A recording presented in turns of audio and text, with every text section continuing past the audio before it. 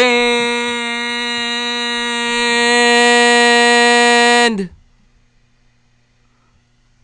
up, New York Giant fans. Wanted to try something a little different. I'm going to get this going in season. Want to start doing a little New York Giants call-in show. This is going to be specifically for the New York Giants. Now, if you want to talk broad football, maybe some NFC East by all means. But we're going to talk some New York Giants football tonight, Giants fans. The New York Giants are fresh off of their second preseason win as they knock off the Chicago Bears. Now, of course, the Bears did not play most of their starters. But Giants, look good. They won by 19 points, so good start to the preseason. We'll get that number up there in a minute. What's going on, EDP's number one fan, Lawan in the house, Kid Blue in the house, Gary Martin in the house, Karen Singh, Gabe, EDP's number one fan, Gritty City, Lawan. Thank you to everybody for being here. Thank you, Rudy. What's going on, my man? Thank you for popping in, buddy. Odell Beckham in the house, Joe Huda in the house, Alex Sports, DJB, Adam in the house, Broad football, yeah. What's up, Jonathan? What's up, I Am Star? Love you, vids. I appreciate that, celebrity, man. By the way, I was blown away. I just want to say, whoever watched my, I should shrink myself a little bit, by the way. I look huge. What am I doing?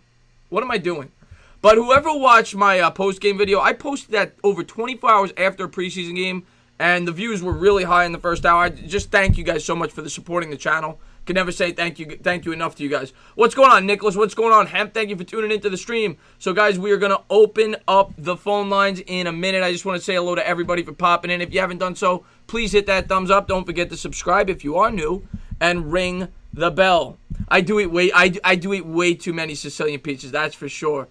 Yeah, man, I appreciate all the support, guys. What's going on, Nate? Thank you for popping into the stream.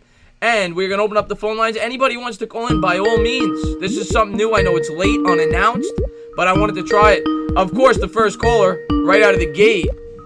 Hold on one second, Bobby. Bobby, I don't know if they're going to hear you. Go ahead and talk.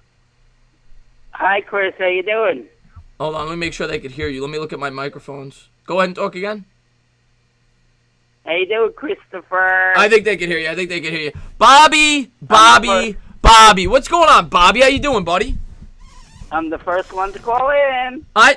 Bobby, I always say this, you have a cell phone up against your ear, and you are always the first caller, regardless of the call-in show.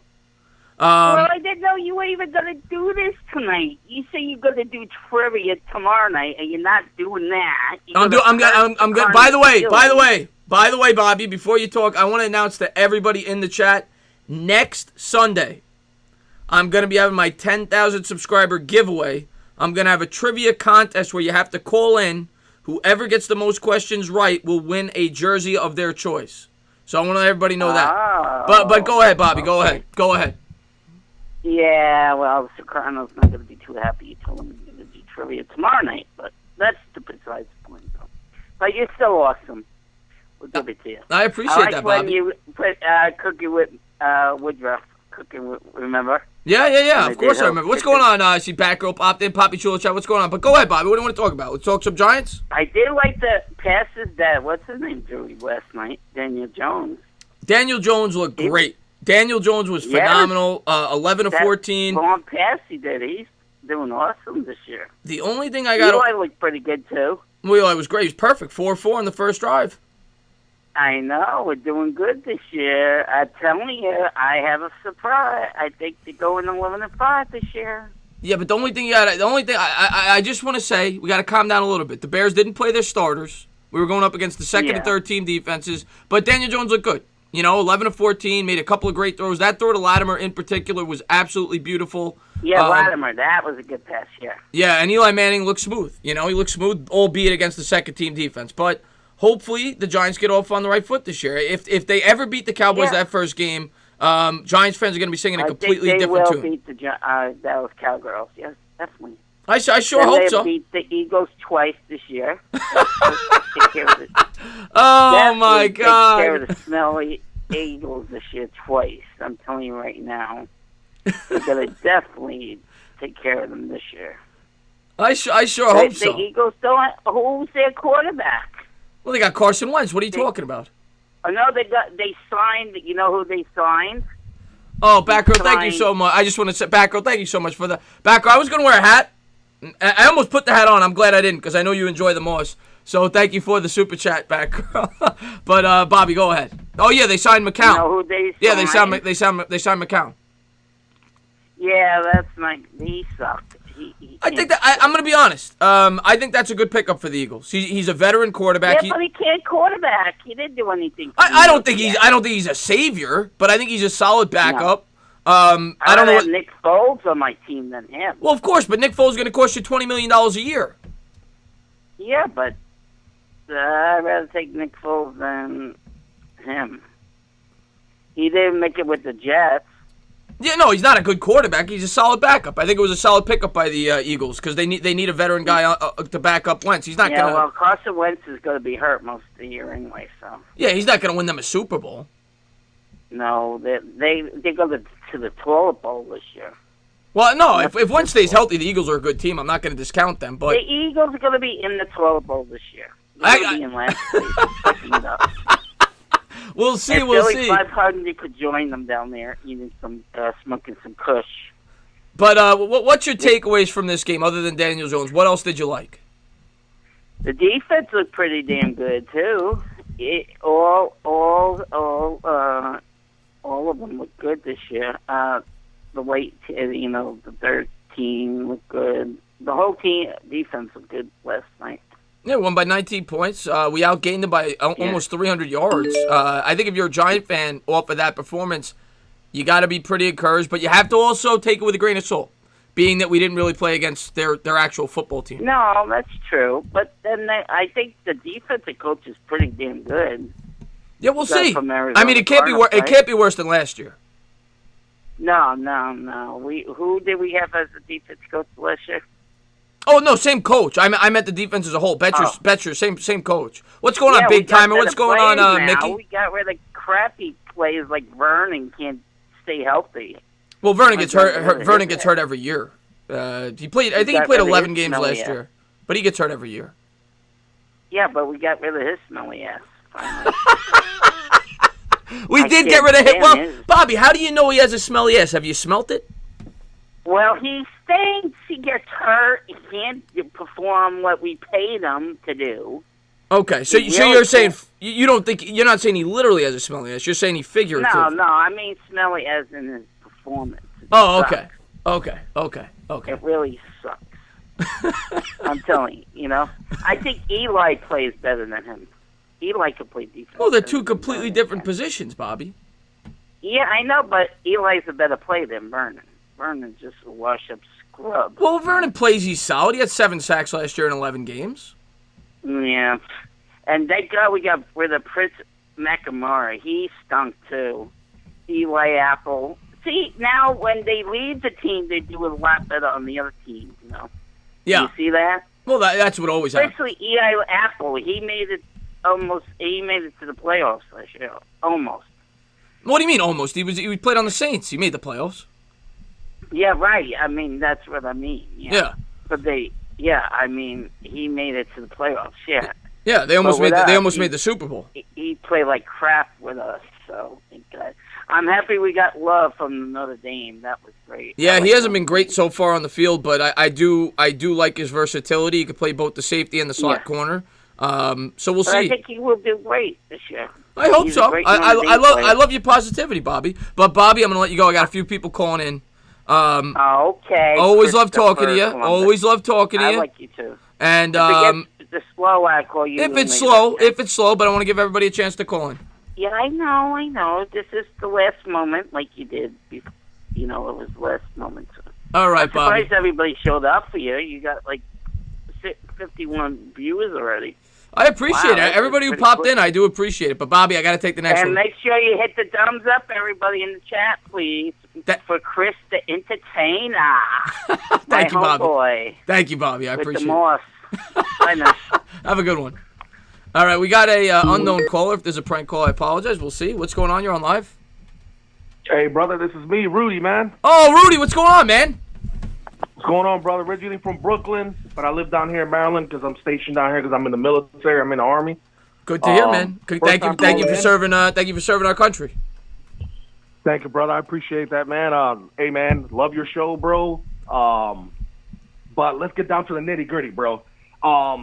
Regardless that we played their second and third stringers, that young defense looks pretty good, man. What do you think? I was encouraged. I was encouraged with the pass rush, specifically in the second quarter. Zimenez looked great coming around the edge there. Even Carter, he didn't get a sack, but he had one play where he really disrupted the offense. He showed his, his speed, and of course, Golden came up with a sack. So I was encouraged. Now, albeit like we said, against the second team offense, but it's still encouraging nonetheless. Yeah, man. It was fun, and man, it was so good to finally see. Jesus, dude, pressure on the offensive line, man. That's something that we really haven't seen in the last couple of years, man.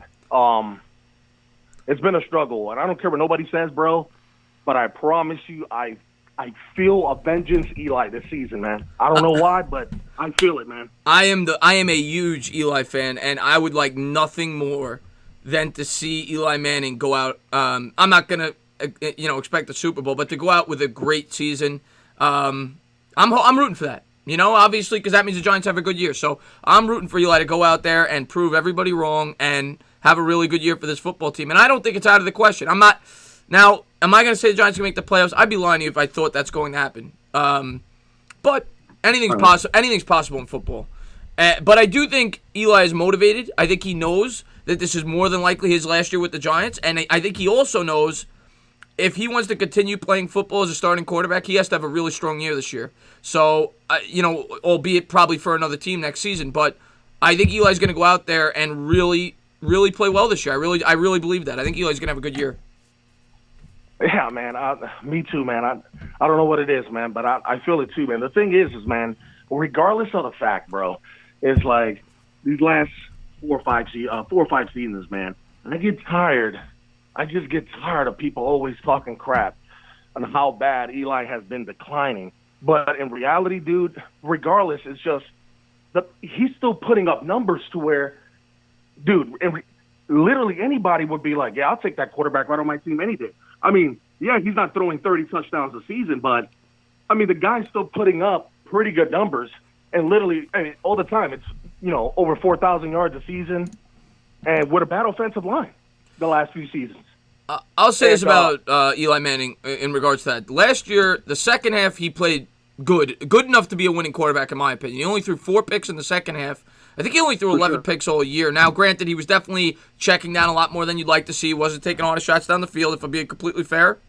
But if you gave Eli Manning the right support system, which I don't think he has on this team, mainly on the defensive side, I don't think they're a playoff contending type defense. They improved the offensive line. They have a great running back.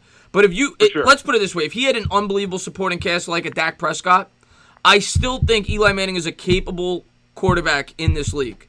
Unfortunately for Eli and for the Giants, the way they've drafted the last 7 years, they didn't support him with what he needed, and he suffered because of it. Now some of it's definitely his fault. I don't want to be an Eli Manning apologist, but they didn't give him everything he needed. That's for damn sure. So, don't want to stay on too long because I know you got other callers, but real quick, it's really going to depend, man, because if Eli plays great this season, man, we really, truly need that young defense to step up this year, man. I mean, the last few seasons, one of our Achilles' heel, man, was, of course, the defense couldn't get off the field, man, and literally had to cause, our team to lose games. Regardless, there was a lot of games where it turned to shootouts, man. There was games that we lost by 6 points last season that we could have won. But I'm really looking forward to next week's game because, like you said, first team is going to be out there about 2.5 quarters, and I really want to see what our defense is made of. I mean, because throughout the season, it's going to be if Eli produces, that offensive line just starts. I know it's going to be a slow. Hopefully, it's not that slow because we're going to be without Golden Tate for 4 weeks. But it's going to depend on what the defense can do. If we're doing what we did last year in the second half by putting up points, it all depends on the defense this year for me. Oh, 100%. And I saw Batgirl ask the question a few times. I wanted to get her. She said I'm pretty sure the Sports Fury didn't stream tonight because I think Josh works. So that's probably why they didn't stream that Bears or Cowboys game, whatever you're referring to. But, yeah, going back to what you said, I completely agree. The defense and the offensive line is what I'm looking at this year. I want to see a pass rush. I want to see these younger guys progress, whether it be Lorenzo Carter, B.J. Hill, Zimenez. I want to see those guys have an influence. And you saw it in the second half last year. The first half, they only had like 9 sacks. Second half, they had like 20. So there was definitely an improvement. Right. And it's the second year in the Betcher system. So I expect them to play better this year. And as far as offense, the offensive line is what I'm looking at. I still think we're a piece away from having a really good offensive line. I think we could use another really good right tackle in the draft next year. Tackle. Exactly. Yeah, or free agency. But the Giants definitely have a really strong future, in my opinion, if they could fill in some of the holes that they have. So I'm excited as a Giants fan. We have a young team. We're going to get to see them progress this year. And next year, I think we could be really good with the cap space that we have. For sure, man. They've been doing, I get it, David Gettleman, he's got balls, dude. There's a lot of times I want to get that dude uppercuts. But, I get it, man. He's setting it up for the future. And I could see that whether hopefully it's not this season. I would like the Eli to go out with a bang. Whether it's just having a great season, having just even a 9-7 record, 8-8. But for him to go out with a bang and see Daniel Jones, because a lot of us, I remember your reaction video that night with Daniel Jones, bro. That it was priceless, bro. That was hilarious. Yeah, I'm upset. If I go back in time, I wouldn't react that way. But that's just my honest reaction, and sure. I think that was most Giant fans that night, if they're being honest with themselves. For sure, he looks, his mannerisms. Everything. He looks like an Eli Manning. Let's just hope he keeps building on this preseason because he looks pretty decent. Of course, it's been pretty much second, third stringers, but he's got a good head on his shoulder, man. And the Giants are doing pretty good setting him up, man, for the future. I think he's going to be all right, man. I completely agree. I think the Giants are setting up for a good foundation. I think next year they'll probably add another good wide receiver, add a right tackle. You got the best running back in football back there. They're setting him up for a very similar situation to what Eli had his second year. So I think the Giants are doing it right. I really do. I'm optimistic about the future of this team. For sure, man. For sure. Hey, as always, brother, love your show. Love you, man. Keep doing what you're doing, man. And I'm always tuning in, brother. I appreciate all your support, man. And once again, thank you for serving our country. Thanks, bro. I appreciate that, man. God bless, brother. All right, buddy. Have a good one. So that was the other Rudy. We got Rudy Telford in the chat as well. Glad to see him in here. Let's take the next caller. What's going on? You're on live. Thank you for calling in. This is DJ. Oh, what's going on, buddy? How you doing? Great subscriber of mine. You tune in to all my videos. I appreciate you, buddy. How you doing? Good. How are you? I'm doing good, man. Just I was free tonight. You guys kind of inspired me with all the views you guys gave me on my post-game video, even though I brought it out so late. I said, you know what? I want to go live and talk to some people about Giants tonight, so that's what I'm doing. And I plan on doing this at least once a week in season, having a call-in show about the Giants. So this should be a lot of fun. What's going on, buddy?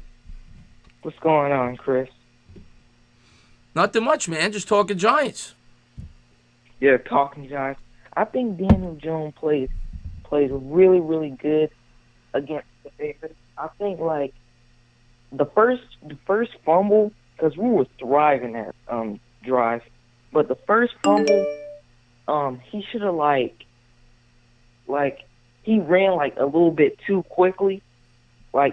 He's trying to be too quick with it, and then the ball just fell down. The second one, I want to say, that was, his fault, though, but, he's a rookie, preseason doesn't count, he's going to learn from his mistakes, Yeah. Well, the first fumble, I've said this in a few videos going into the season. I worried about Daniel Jones playing under center. Thank you so much, Batgirl. Thank you very much. He says, back in a while, watching you. Cowboys stink. That's right, Batgirl. Thank you for the super chat. And we could all agree on that, unless you're a Cowboys fan in this chat. I don't think anybody likes the Cowboys unless you're a Cowboy fan. But thank you, Batgirl. But that is something I said in preseason leading up into the year. I worried about Daniel Jones playing under center because when you watched him in college, everything he took was out of the shotgun. And it's an adjustment, and it'll take him some time to get used to playing under center. And I think that first fumble was a result of that, maybe. He never had a clear, he never got a clear hold of the ball, and that's something that you learn. I'm not worried about it long term, but it's something he'll learn as he goes. The second fumble, yeah, he didn't protect the ball. He kind of left it out there for the defender to go out and swipe it. But again, that comes with experience. Yeah, he got to get more, used to it, because when you come to the NFL, National Football League, it's going to get more harder because you're going against, like, veterans and, like 15-year veterans and stuff. Right. No, 100%. I mean, let's be fair. That game he wasn't. They were all second and third stringers. But, it's a completely different game, college to pro. I will say this, to credit to myself, as much as I was not happy with the pick, I did think Daniel Jones was the most pro-ready quarterback of any quarterback in this year's draft because of, the guy he learned under. He played in a more pro-style offense than any of the other top-tier quarterbacks in this year's draft. So I think he is the most pro-ready. But, yeah, he still needs to learn, of course. And I think it's going to do him a lot of good learning under Eli this year, whether it be for 5 games or whether it be for the whole year. So he'll learn as he goes. He'll learn as he goes. But so far, you got to be happy with the way he's played, regardless of the defensive players he's gone up against. And I hope this week against the Bengals, I hope that we get to see him a little bit against that first-team defense. Maybe they bring him in a little earlier than they would normally bring in a backup. I'd like to see a look with Daniel Jones going up against the first-team NFL defense. That would be nice to see. Yeah, I wanted to see Daniel Jones play against, like, the Bears starter, so, you can feel like he really, like, did something, like, greater, like, he did something better with, like, Khalil Mack on that defense. Who else do they have? Roquan Smith, all them defensive players. Oh yeah, they're loaded. Jackson, Danny Trevathan, Fuller. Their defense is loaded. Yeah, their defense is really good. But unfortunately, really did. But yeah, I want to see Barkley a little bit against the Bengals. You might for a series just to get his feet wet. I don't expect much more than that, and I don't blame the Giants right now. Yeah, you don't want to get him hurt or nothing. He's our whole offense. If he ever, I don't even want to talk about it, but he's our whole offense, and so I get it. He's going to be what he's going to be. I mean, that guy's a freak, so keep him fresh. He's going to get a ton of touches in the regular season. Don't wear him out in the preseason. I kind of agree with what Shermer's doing. But maybe a series just to get him acclimated to the game speed, especially week 3, being that it's more like a regular season type atmosphere. Maybe a series or two, but I don't want to see too much of Barkley. Yeah, I don't want to see him like playing his butt off. Yeah, I don't want to see that. Yeah. What I want to say though, like we ran the ball really, really well against the Bears. That game, really ran the ball good. Paul Perkins was looking nice. Out of the backfield, he caught a couple of passes. One went for 27 yards, I think. Daniel Jones, he's been looking good. Lyman has been looking good. Everything's been looking good. Defense, we could have got more points, but like I said, the fumbles. But yeah, we were moving the ball like. Oh yeah, no, we were certainly getting a push up front, much like the first week. And I'll tell you what I was impressed with, Rod Smith. I thought he did fumble, but I thought he ran the ball a lot. He was more versatile than I thought he would be. He's kind of known as that downfield runner who gets you that short yardage. He was showing some good moves in the backfield, showing some athleticism. I think he impressed a little bit this week. Now, the fumble doesn't help him, but Perkins fumbled the week before, and we know Gallman has fumble issues. So hopefully our backup running back get that situated. We know we don't really got to worry about that with Barkley, being that he didn't fumble once all last year. You want to see those guys improve that. Hold on to the football. Yeah, because Daniel Jones, he was nice. He was 11 for 14 for 160 yards for a touchdown. But he really looked nice. I don't care what no one says. Oh no, you can't knock Jones. The Latimer throw in particular was absolutely gorgeous. That was a beautiful throw. When I saw that, I literally just got up and just like I was like, wow, this kid has a bright future. Yeah, well, we'll see, man. We'll see. I'm still gonna take it one day at a time, but you can't say you don't like what you see so far. That's for damn sure. But I'm gonna let you go. I got some people calling in, man. Thank you for being a great subscriber. I do appreciate it. I really appreciate it too. Thanks for setting the call too. You got it, buddy, man. Thank you for calling in. Have a good one. No problem. Didn't mean to hang up on him there. All right. Next call. You're on live. Thank you for calling in. Hello, Ben's the knees. My man. I don't know what to call you. Are you Steven Evans? Or are you what's your new name now? You got a bunch of YouTube names. What do I call you? Listen, I'm having a crisis of personality right now. So for tonight, I guess I'm Steven Evans. Listen, all joking aside, I have like 5 phones and I have different YouTube accounts for all of them, right? But for the purposes of the entertainment talking sports, my main man, I'm Steven Evans, baby. Steven Evans, part of the Ben's the Knees gang. Absolutely love this guy. Always comes with a great phone call, and just a great supporter of mine. So what's going on, buddy? Not a whole lot, man. Listen, real quick, I did want to shout out to Rudy, and definitely echo your sentiments, man. Thank you so much for serving our country. I definitely come from a military family myself, so definitely big respect and much appreciation. Yeah, 100%. You got to respect those guys putting their life on the line for our country. Definitely. And listen, actually tonight is pretty casual. It's pretty laid back, man. I'm not quite sure I was expecting you to treat us with a call-in show, man, but you have, and so I figured I'd call up and run my mouth real quick. Always like when you run your mouth. Well, yeah, not everybody does, but what are you gonna do? Listen, a couple of things. One, for some reason, today I've been, preoccupied with the prospects of the Browns just like completely imploding as a team, especially if they get off to a slow start. So I think there's a big part of me that actually kind of wants to see that, because I feel like with such strong personalities on that team, in addition to a super rookie head coach who seems to be a little thin-skinned as it is, Freddie Kitchens, I can definitely see that shaping up into a shit show sooner than later. And you know what? That might be fun to watch. I'll tell you, it seems like, and I don't blame people, the Browns have a ton of talent on both sides of the ball. Myles Garrett is a freak. Denzel Ward, they got talent on both sides. Obviously, they added Beckham, Jarvis Landry, Njoku, Baker Mayfield. We know, Kareem Hunt when he comes back. They got a lot of talent. But you hit it right on the head when you said that team, rookie coach, ton of combustible personalities in that locker room. If they get off to a slow start, I'll tell you, Browns could be a little disappointing this year. And everybody seems to be writing off the Steelers. People forget, the Steelers still have a great defense.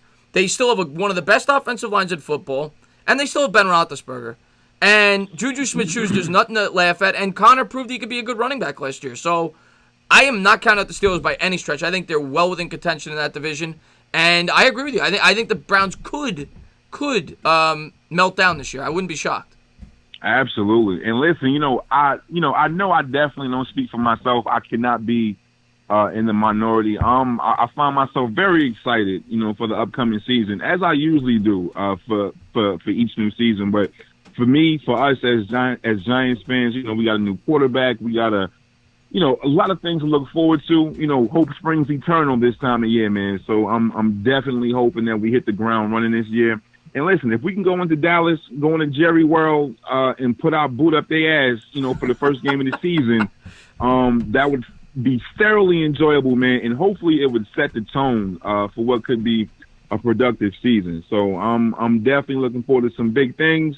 And listen, for me, man, I definitely of all the players, right, I kind of want to see X-Men really show us something off that edge, and it's one of the reasons why I would not be opposed to taking a flyer on Jadeveon Clowney, especially if his asking price would be something as seemingly doable as, Jack Rabbit, even though we'd miss him, in a third-round pick. You know what I mean? So that way nobody can be double-teamed on that line. We'd have a better feel for what Dexter Lawrence would be able to do, and also X-Men, because I imagine it would be hard to double-team any one person if you have a Jadeveon Clowney sort of talent coming off of one edge or another. So, and listen, if we're going to have all this cap money for next season, then like I told you a couple of days ago, I don't know why we don't get a jump start on it and bring in Clowney now and then spend some more money in the offseason. I mean, it just seems to make sense to me. It just depends on the price for me. If it's reasonable, I would definitely entertain it. Now, the thing I worry about with trading Jenkins, and I have no problem with trading Jenkins, at some point this year for sure, if they fall out of it, especially because he's not going to be on this team next year. He's just not. And if he's playing well and you can get a 4th-round pick for him, and the Giants are kind of out of it. But the thing I worry about with trading Jenkins right now, one, the secondary is extremely thin. They've been banged up in the preseason. Baker hasn't gotten much experience there in the preseason. They're all rookies. None of them have experience. The only guy at the cornerback position that has any experience going into the year is Janoris Jenkins for the most part. So that's why I kind of worry about trading him. I think he's a guy that could potentially be a good mentor for these young players, even though he's not really known for that. But a guy that you could pick the brain of. And I don't know if I would look to trade him yet. He's the only guy with any experience in that secondary at that position. I love Clowney. It depends on the price. He would instantly be our best pass rusher. And he's a great all-around. A lot of people don't realize this. He doesn't have gaudy sack numbers. He gets you 8-9 sacks. But he does. One thing I worry about with him, he does have an injury history. But he's also very good against the run. He can set the edge, though. He can set the edge, and he's very good against the run. He's a complete player. I like Clowney, and he's definitely a guy that I think the Giants will consider targeting in free agency next year. And if the price is reasonable, maybe they trade for him. Obviously, I'm going to be happy if we get Jadeveon Clowney. It just matters on what the price is going to be. Listen, and also, too, am I the only one that's noticing that Lattimore, the wide receiver, seems to be filling the role of locker room leader, or am I just the only one picking up on that? I'll tell you, he's played great. I like him. I think he could have a good year this year. I think he's going to get an opportunity. Sure. He's run the routes well. Everybody said that he's had great chemistry with Eli Manning. I think he's going to be in the starting lineup opening day. And, he's not a guy who lacks talent. He was, I think he was an early second-round pick, mid-second-round pick. And he just never got a chance in Denver because when he came up there, they had Demaryius Thomas when he was still playing really well, Emmanuel Sanders. They might have still had Julius Thomas at the tight end. They had so many good receivers that he never really got a chance to break in there. And last year, the last game against Dallas, he played great. Lattimore could be a guy that produces for us this year that a lot of people weren't really looking at. Have we seen anything from Evan Ingram through this preseason, or am I just missing it? He hasn't played. They've sat him out. Okay, because I thought maybe, all right. And listen, one quick point on Daniel Jones, right? For me, just in my life period, I'm somebody who is very sensitive to tone, whether that be the tone of a situation or the actual tone of a voice and whatnot.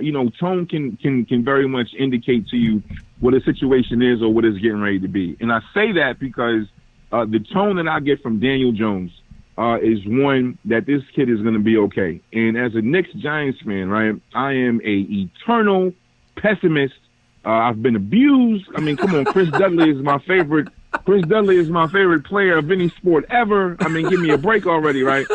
So, but now I look at this guy, right, and he has all the tools. He has the attributes that you want, and he also seems to have the temperament that you want as well. And my thing is, we can kind of extrapolate, right, and assume if he continues to progress, what he may be next season, right? And so he'll have a whole year where, he has his route down to the stadium, to the practice facility. He will have been moved into wherever he's living for the better part of a year and a half. At that point, he'll be settled. He will have gone through a training camp and a whole season. I feel like we will really see what we have in this kid next year. And I really think it's something to look forward to. And listen, thanks for the time. One last point, though. Yeah. I would like to say to everybody in the brotherhood, right? Everybody in the brotherhood, thank you guys for accepting the boy, man. I appreciate it. And I'm definitely glad to be in there kicking it with you guys. There's some wild boys in the brotherhood, right? And I'm so happy that I'm a part of it. So to all the brotherhood members that's in the chat, I'll see y'all in a minute. I appreciate us and you, man. You're a great subscriber of mine. I always like talking to you throughout the day. So thank you for the call, man. And I look forward to talking to you in the future, man. Got you. No problem. Thank you so much. You got it, buddy. Have a good one. That was Steven Evans, Mr. Bends the Knees. What's going on? You're on live. Thank you for calling in. Hello? Hello? Hello? Hello? Oh, what's up? Oh, what's going on? Who's this? Oh, hey, you're speaking with John. John, what's going on, John? How you doing? I'm doing great, man. I gotta say, I really love the show. I appreciate that. Yeah, it's something I'm gonna do this definitely. It's gonna be earlier in season. I may do like I haven't decided on the day yet, but I want to do this in season at least once a week, if not twice. I love talking to people about sports and, especially the Giants in season. So I definitely want to take calls, talk to my subscribers. Oh, that's cool. Hey, I was just calling in because I wanted to actually, this just came out, I think like an hour ago, where the Giants are actually signing or thinking about signing a new player.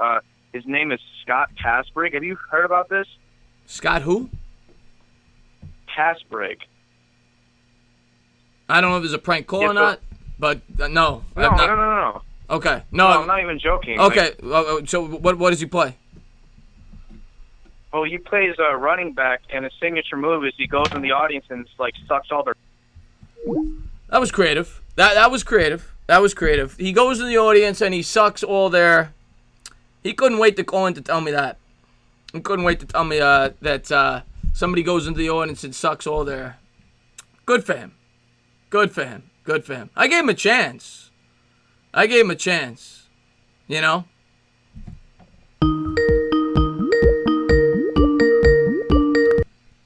What's going on? You're on live. Thank you for calling in.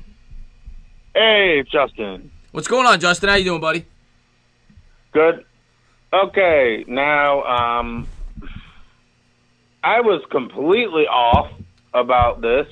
I was like, all right, give the young guys a couple of years, build this new core, trade a couple guys out, get some few draft picks. But I was like, after seeing a few preseason games, I was like, these young guys are actually pretty good. Right. Yeah, no, I always try to remain even keel, keep it in perspective. A lot of it's come against the backup players on the other teams, but you can't be upset with what you've seen. That's for damn sure. And no, the offensive line's getting a great. Valentine sticks on guys like he's freaking glued to them. DeAndre Baker, I freaking love this kid. I'm like, oh, so this is what his defense looks like.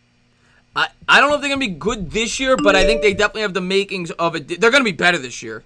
And I think they have the makings of a defense that can be very good in a couple of years. Once they add some more pieces in the draft, add a couple of free agents, because they definitely have young, talented players on this roster that are only going to get better as they progress in their NFL careers. I read an article on ESPN, and they said the Giants actually have the 5th best roster with players under the age of 25. Which makes sense, being that they've drafted so highly the last 2 years. But I think the Giants have if you drafted highly, so you might want to have that. Yeah, they better. I mean, they had 11 picks in this year's draft. They picked 2nd overall the year before, so they've accumulated a lot of good young players, whether it be Barkley, Will Hernandez, B.J. Hill, Lorenzo Carter, all those guys from the previous year's draft. And then this year, obviously with the 3 first-round picks and getting the X-Men in the 3rd round, they've definitely brought in a bunch of young, talented players that is setting themselves up very nicely for the next 2 or 3 years, specifically on the defensive end. They brought in a ton of young defensive players, and I think they need a couple of veterans. I think next year they need to bring in a couple of guys via free agency. But I do like the direction of the defense specifically. Golden Tate, I wouldn't say him as the number 1. I would say him like that number 3. 1, I don't like the money. Way too much for the money from my end. Right. I'm like, all right, you got your slot receiver in Sterling Shepard. All right, that's there. You got your veteran number 3, or young guy number 3. All right, you picked the veteran. All right, great. Mm-hmm. Now you just need that. Now you just need to get that nice draft for that young guy that can be a number 1. Oh, yeah, 100%. And I just want to say thank you to Batgirl for another. You've been incredible, Batgirl. Thank you so much. She said Diaz versus Pettis fight was awesome. Diaz is a warrior. She's talking about the UFC fight. That's something I may do a stream of that in the future. A lot of people have asked me to do that. I may do a stream of one of those in the future. But Batgirl, thank you so much for being such an unbelievable supporter. I really do appreciate that. But yeah, no, I agree with you, man. The offensive line is another thing I'm really excited about. I love what they've done with the offensive line is good. Yeah, and Will Hernandez, I think, is going to have a huge year. I could see Will Hernandez. I don't want to get too ahead of myself. But from what I've seen in preseason, from what you've heard, how he's worked out, his second year, how much better he looked in the second half of his rookie year. A lot of people have been asking me who I think the breakout player on this offense is going to be this year. It might be a boring answer, but I think it's him. I think Will Hernandez is going to have a great year and have a potential Pro Bowl season. I think he's going to have a big year for the Giants this year. Yep. And Nate Solder even looking good in preseason. I'm like, hey, Nate Solder is not a door anymore. I like the optimism. I like the optimism in your voice. I like the optimism in your voice. Hey, we don't got a door at tackle anymore. So this is what tackles look like after having Eric fucking Flowers for so many fucking God, years. Eric last year. I'm sorry to everyone in chat that just made throw up. I sincerely apologize. Yeah. Just saying those 2 words. But last year, Flowers. The first game of the season, the first play, or whatever. I think it was the first play. Yeah. Just decided to eat someone's leg to trip them. Yeah. And I was like, what the? You knew it was going to be a long season after that. You knew it was going to be a long season. I was like, oh, God. I was like, we need F's in chat for Eli Manning. Oh, my God. No wonder that dude was so paranoid and we basically wasted his prime years. Yeah. Tell me about it, man. You basically went, let's have Eric Flowers just sit there at right tackle and then sit there at left tackle for the first, 2 years of his career? Yeah. Or first, 4 years of his career? Yeah. No, I agree with you, man. Flowers is one of the worst draft picks we ever had. He was that bad. And I can't believe he still got a job. Thank God the Redskins picked him up. Hopefully he starts. Hopefully it starts against us. That'd be freaking great. Yeah, we'll get a ton of sacks that game. But there's 15 sacks from the left side. It's like, why is this dude getting killed so much? Yeah. But and then you see number 74. Oh, that's why.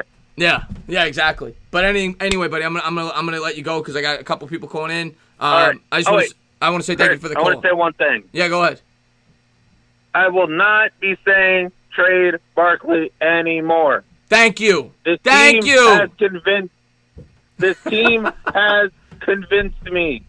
It's about goddamn time, man. It's about goddamn time. But thank you for the call, buddy. Yep. Have a good one. And I'm going to get to that super chat in a second. Batgirl, you've been incredible. Thank you very much. 1 second, buddy. I just want to read the super chat. Batgirl, thank you so much for the super chat. She said, stream on September 7th. I will have to take a look at my schedule and to make sure that doesn't interfere with any football content, make sure I'm not working. But if it doesn't, I very well may do that, Batgirl. I may very well do that. What's going on? You're on live. Thank you for calling in. What's going on, man? How you doing? What's up? Who's this? Malik. What's going on? Malik. How you doing, buddy? How you doing, my man? I'm good, man. I'm good. So question, right? I don't know if you heard about all the, what's his name? Trent Williams from the Redskins sitting out. Yes, of course. Yeah. There's been rumors about them. Yes, with Trent Williams. Yeah. How good would it be, like an hilarious twist of irony, if the Giants did some type of push for Trent Williams? The thing is, do you really see the Redskins trading him to the Giants? I mean, no, but I mean, it'd be cool. In the offseason, let's say he walks in the offseason. Oh, well, yeah, that's possible. This year though, I don't see that happening. In terms of the Giants, but the Redskins right now, they seem like a mess over there. Right now. Yeah, I definitely see that too. It seems so much dysfunctional. All those accusations about their health and their team doctors and team facilities and all that. It's crazy over there, man. Yeah, and I'll tell you, the Cowboys are not in paradise right now either. Now, I don't know if it's official. Did Zeke sign? No, not yet. He didn't, because they saw the rumor with him on the plane, and now Dak, wants his money. So I think they'll sew that up. I think the Cowboys will be ready to go week 1, but a little trouble in paradise there. I never mind seeing some little tension in Cowboy land. That's always nice to see. Of course. Who doesn't enjoy that? Big timer, man. Have a great night, buddy. Thank you for popping in. You too, man. Thanks. Oh, no. I was talking to somebody in the chat. I didn't mean to tell you. No. Oh, he hung up. I didn't mean to tell. I'm sorry, buddy. I didn't mean to tell you. Good. Thank you for calling in. Call back in if you want. I didn't mean to do that. What's going on? You're on live. Thank you for calling in. Well. Look who we have here. Is this Amir? Yes. If it isn't the sports critic. Yes. What's going on, buddy? How you doing? I'm doing well. How's it going with you? Man, I've just been busy, man, working a lot, and literally just got home, and I just been working like a maniac. But how's everything with you, man? Oh, everything is great, man. I just saw that you were live and you were doing a call-in show, so I was like, I have to call in. I always like talking to you, man, and I haven't gotten a chance to talk to you so far about what you think about what you've seen with the Giants so far this preseason. What do you think? Yeah, no, I think it's actually really, really impressive. Daniel Jones is playing a lot better than I thought he was going to play, to be honest with you. Right. I know he fumbled the ball twice, but that's not a concern for me. I just think that he's been pretty accurate, and he's looked pretty good so far. Now, I know it's only preseason, so I'm not going to go crazy, but, I mean, it's a lot better than I thought he was going to play, to be honest. What did you think about Daniel Jones' play? Yeah, Daniel Jones, now, I completely agree with your sentiment. I am not going to go crazy with him doing this against 2s and 3s, right? Yeah.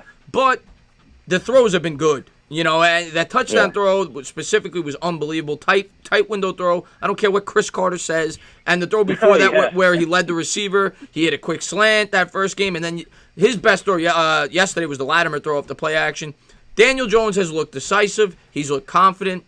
I've liked what I've seen overall. I mean, you can't not like. I mean, he's a combined. I said in my video, 16 for 19. I think so far. He's been incredible so far. Yeah. So, we'll see how it translates in the regular season. But you got to be encouraged so far. Yeah, I was really encouraged, and that I was really surprised that Chris Carter would say that. I don't know why he is hating on Daniel Jones. That was a perfect pass. Batgirl, in my opinion. Batgirl, thank you for the super chat. She says I said I was busy with work. She said I've been busy grooming my sexy moss. She likes my hair. Batgirl, thank you for the super chat. She likes my moss. She might not like me, but she certainly likes my hair. So I know I got that going for me when it comes to Batgirl. So I really do appreciate that, Batgirl. But Amir, keep talking, buddy. I didn't mean to interrupt you there. Yeah, no, I was just saying that Chris Carter was such a hater. I thought the pass was pretty good, the one that he got in the corner with the receiver. Like Daniel Jones and Eli has also been pretty good, to be honest with you. And I said this. I said one thing is like getting rid of Odell.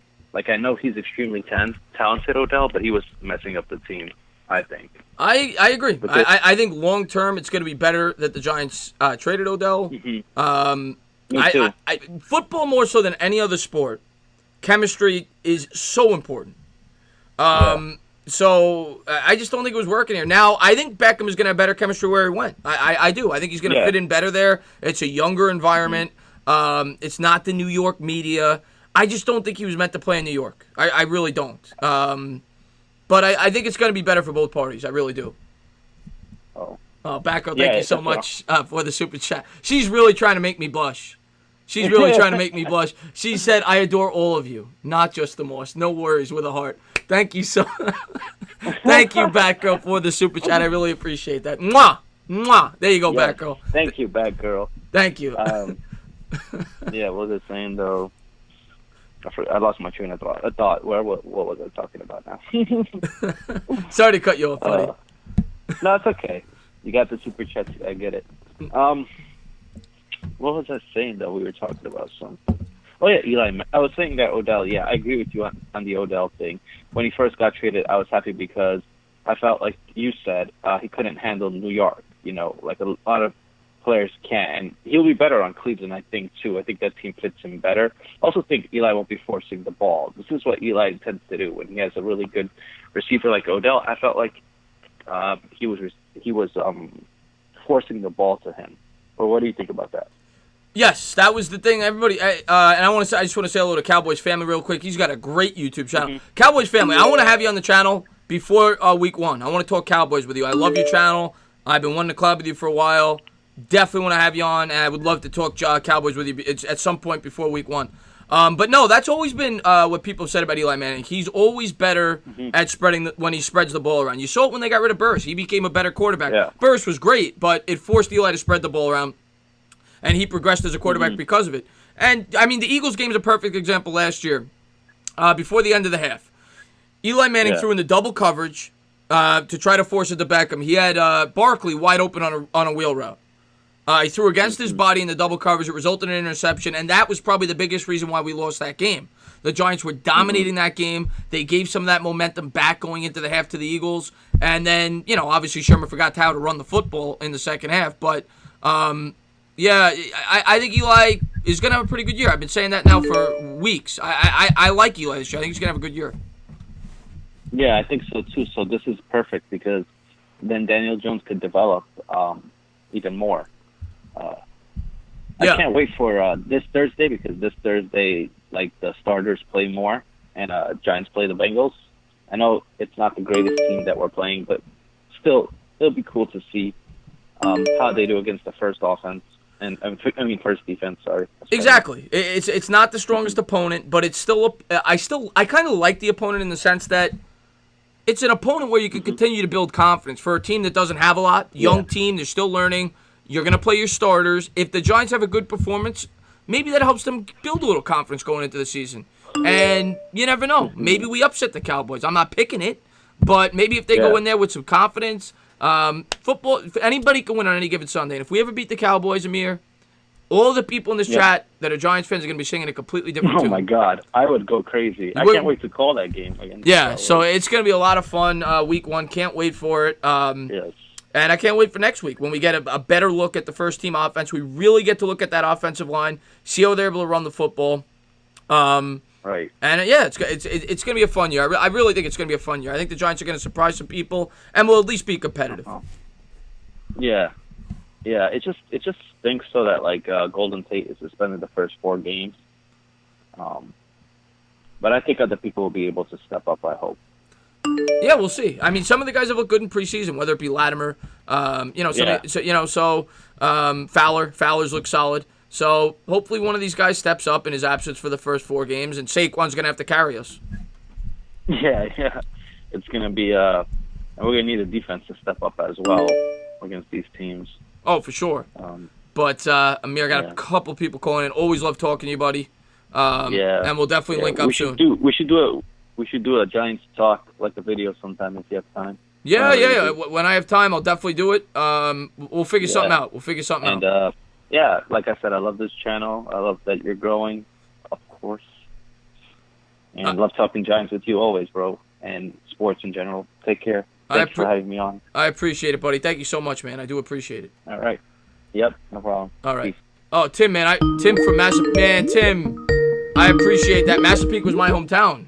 And he says, "What's up, Chris? It's Timmy from Massapequa. Love your stuff. Go Giants, man. Keep doing. I appreciate all the support from everybody in this chat. I appreciate all your support more than you know. What's going on? You're on live. Thank you for calling in. Hey, would you fuck a tranny?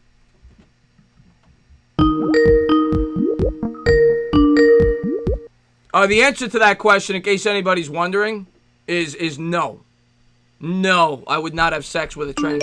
What's going on? You're on live. Thank you for calling in. Oh, it's Justin again. I just want to say one quick thing about the John Merritt comments. To me, those comments were, Eli's getting a farewell tour. Until that Redskins game where we're on the road against the Redskins, then that will be Daniel Jones' first game. And then you'll hear nonstop at nauseum. Come to MetLife Stadium. See the debut of Daniel Jones. Showing preseason stuff. Start selling tickets. All right. Yeah, I'm gonna, Justin, I love you. I got a bunch of people calling. I already talked to you. If you want to call in later, we'll talk. But I want to give everybody a chance to call in. All right, bye. All right, buddy.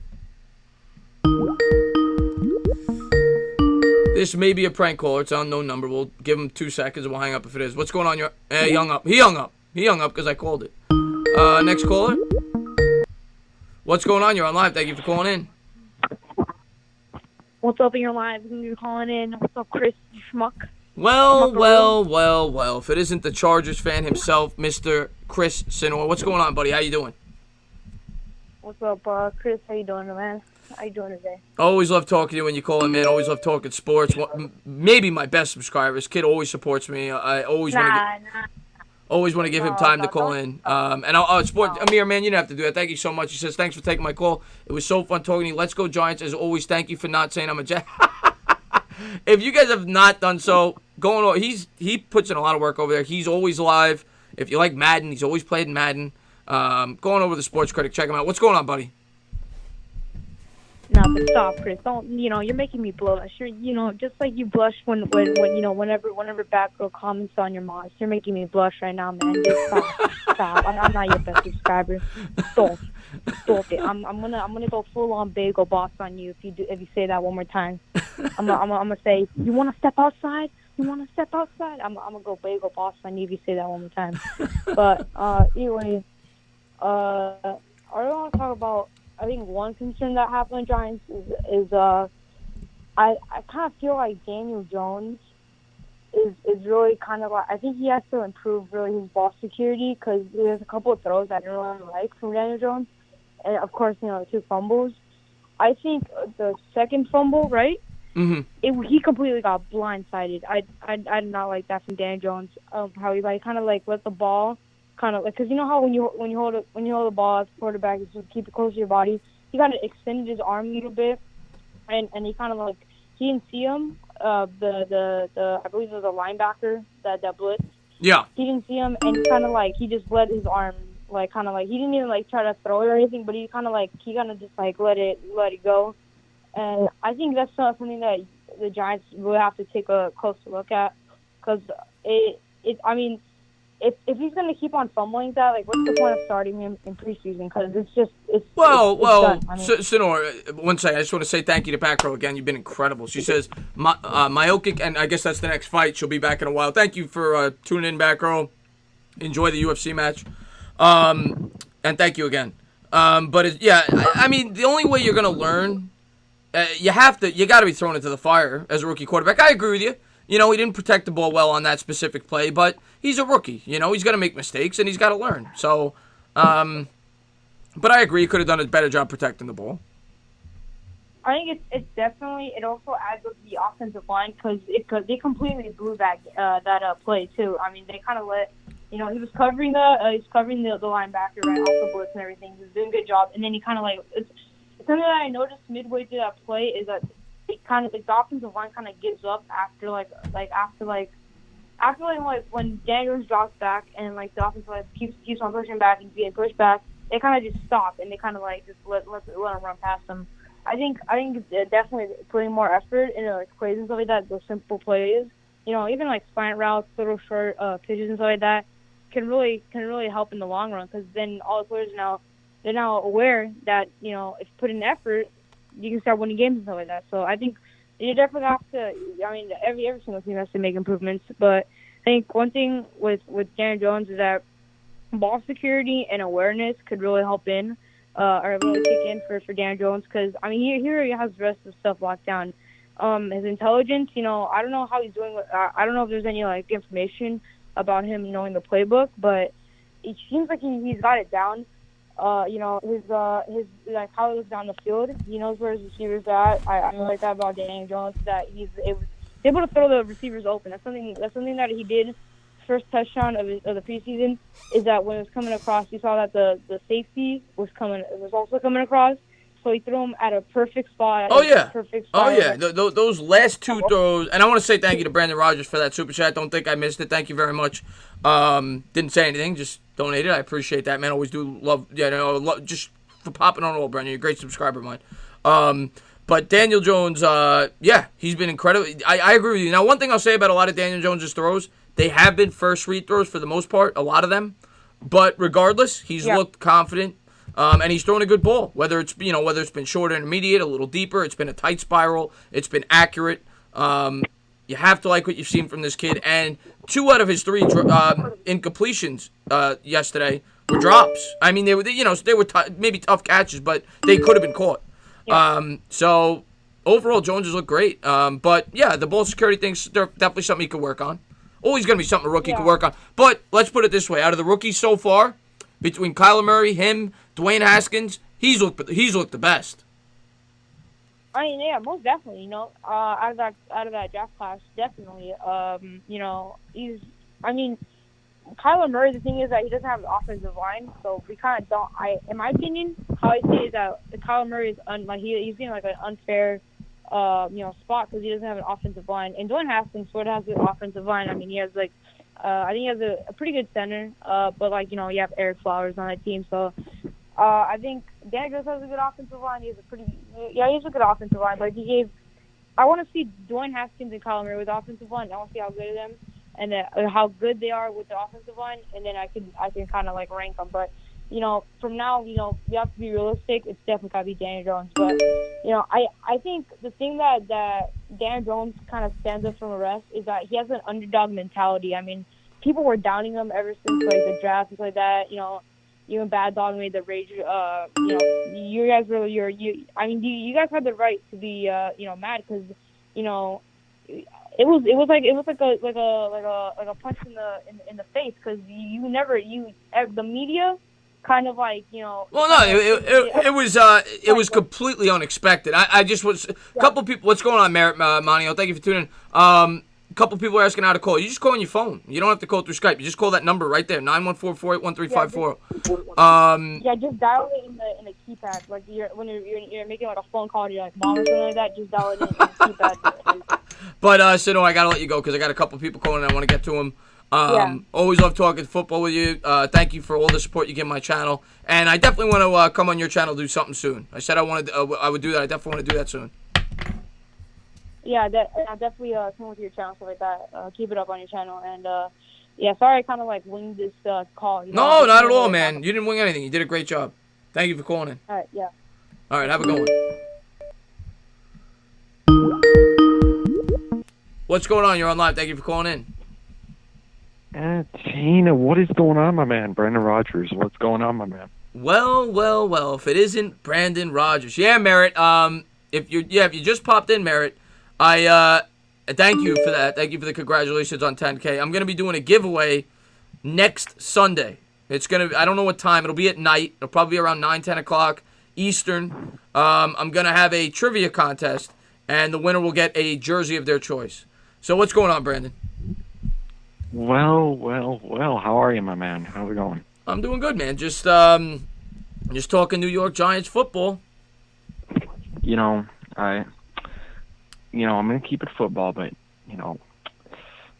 if you don't mind, I kind of want to go away from the Giants a bit. I just want to talk about something that I've been having on my mind recently. Go ahead. I could talk broad football every once in a while. I said that at the start of the show. Go ahead. I know.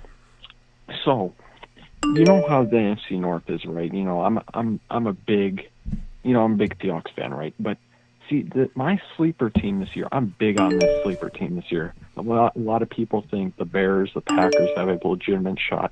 But my man, I'm high on the Vikings. Because I think Kirk Cousins is due for a bounce-back year. I feel like Dalvin Cook coming back, they improved the offensive line. They still have the defensive talent from their NFC Championship run with Anthony Barr, Linval Joseph, Everson Griffin, Danielle Hunter, Xavier Rhodes, Harrison Smith. I feel like with the Bears offense, I feel like the Bears will regress a bit on the offensive side of the ball. I think they're a 9-7 team, and I guess they lost a Vic Fangio too, and I don't think Chuck Pagano is like a Vic Fangio, but I feel like that the Vikings can take that division. They have the best offense in that division, I think, even though Kirk Cousins has not played. He did not play that well last year, but he had the shitty offensive line. Yeah. But I think that the Vikings' talent is just phenomenal. You have Dalvin Cook coming back. I don't mean to cut you off, and I'm gonna respond to everything you just said there. I want to just get to the super chat. Thank you so much, Shireen Wright. She says, "Do you think we should pursue Clowney from the Texans? We need a pass rusher bad. For the right price, yes, but it depends on what the price is. If they're asking for a second-round pick, no. If it's like maybe a third, definitely fourth, yeah. It depends on the price. I'm not giving up a second-round pick for a guy that could be a one-year rental and who has injury history. But for the right price, I'd be interested. We definitely need a pass rusher, and he'd instantly be our best one. But as far as what you're saying about the Vikings, I agree with pretty much everything you said. Last year, I picked the Vikings to go to the Super Bowl out of the NFC. I had Is that so? At the start of the year. And I had Chiefs-Vikings at the start of the year. And I think the Vikings, just based on talent, are arguably the most talented team in that division. The problem is Kirk Cousins can't win big games. He's like 4-20 against plus 500 teams. But the Vikings definitely have enough talent to win that division. But don't sleep on the Packers. And don't sleep on the Bears. But that NFC North is loaded. I love what the Packers did in the offseason. They went out, they added Zadarius Smith, who I think is a guy that's only getting better. He's still young. He had an 8-sack season last year. They bring in Preston Smith, who's a solid pass rusher. They bring in Adrian Amos. So I really love what the Packers did. I also like what they did in the draft. They brought in Rashawn Gary. So I like the Packers a lot as well. I think any one of those three teams could win that division. I think a lot of people are saying the Bears are a runaway. I disagree. I think the Bears could, I'm not saying they will, take a step back. They didn't have any picks until the third round. They lost a couple of players to free agency. They didn't bring in any big free agents. They still have arguably the best defensive football, but they're not a shoo-in to win that division by any stretch. And see, I think the Packers have a legitimate shot too. But I think they're like the 49ers in a way, with the NFC West. It's similar to the NFC North in a way. You have Seattle, you have the Rams, and you have the 49ers are kind of like the Packers in that situation, if you know what I mean.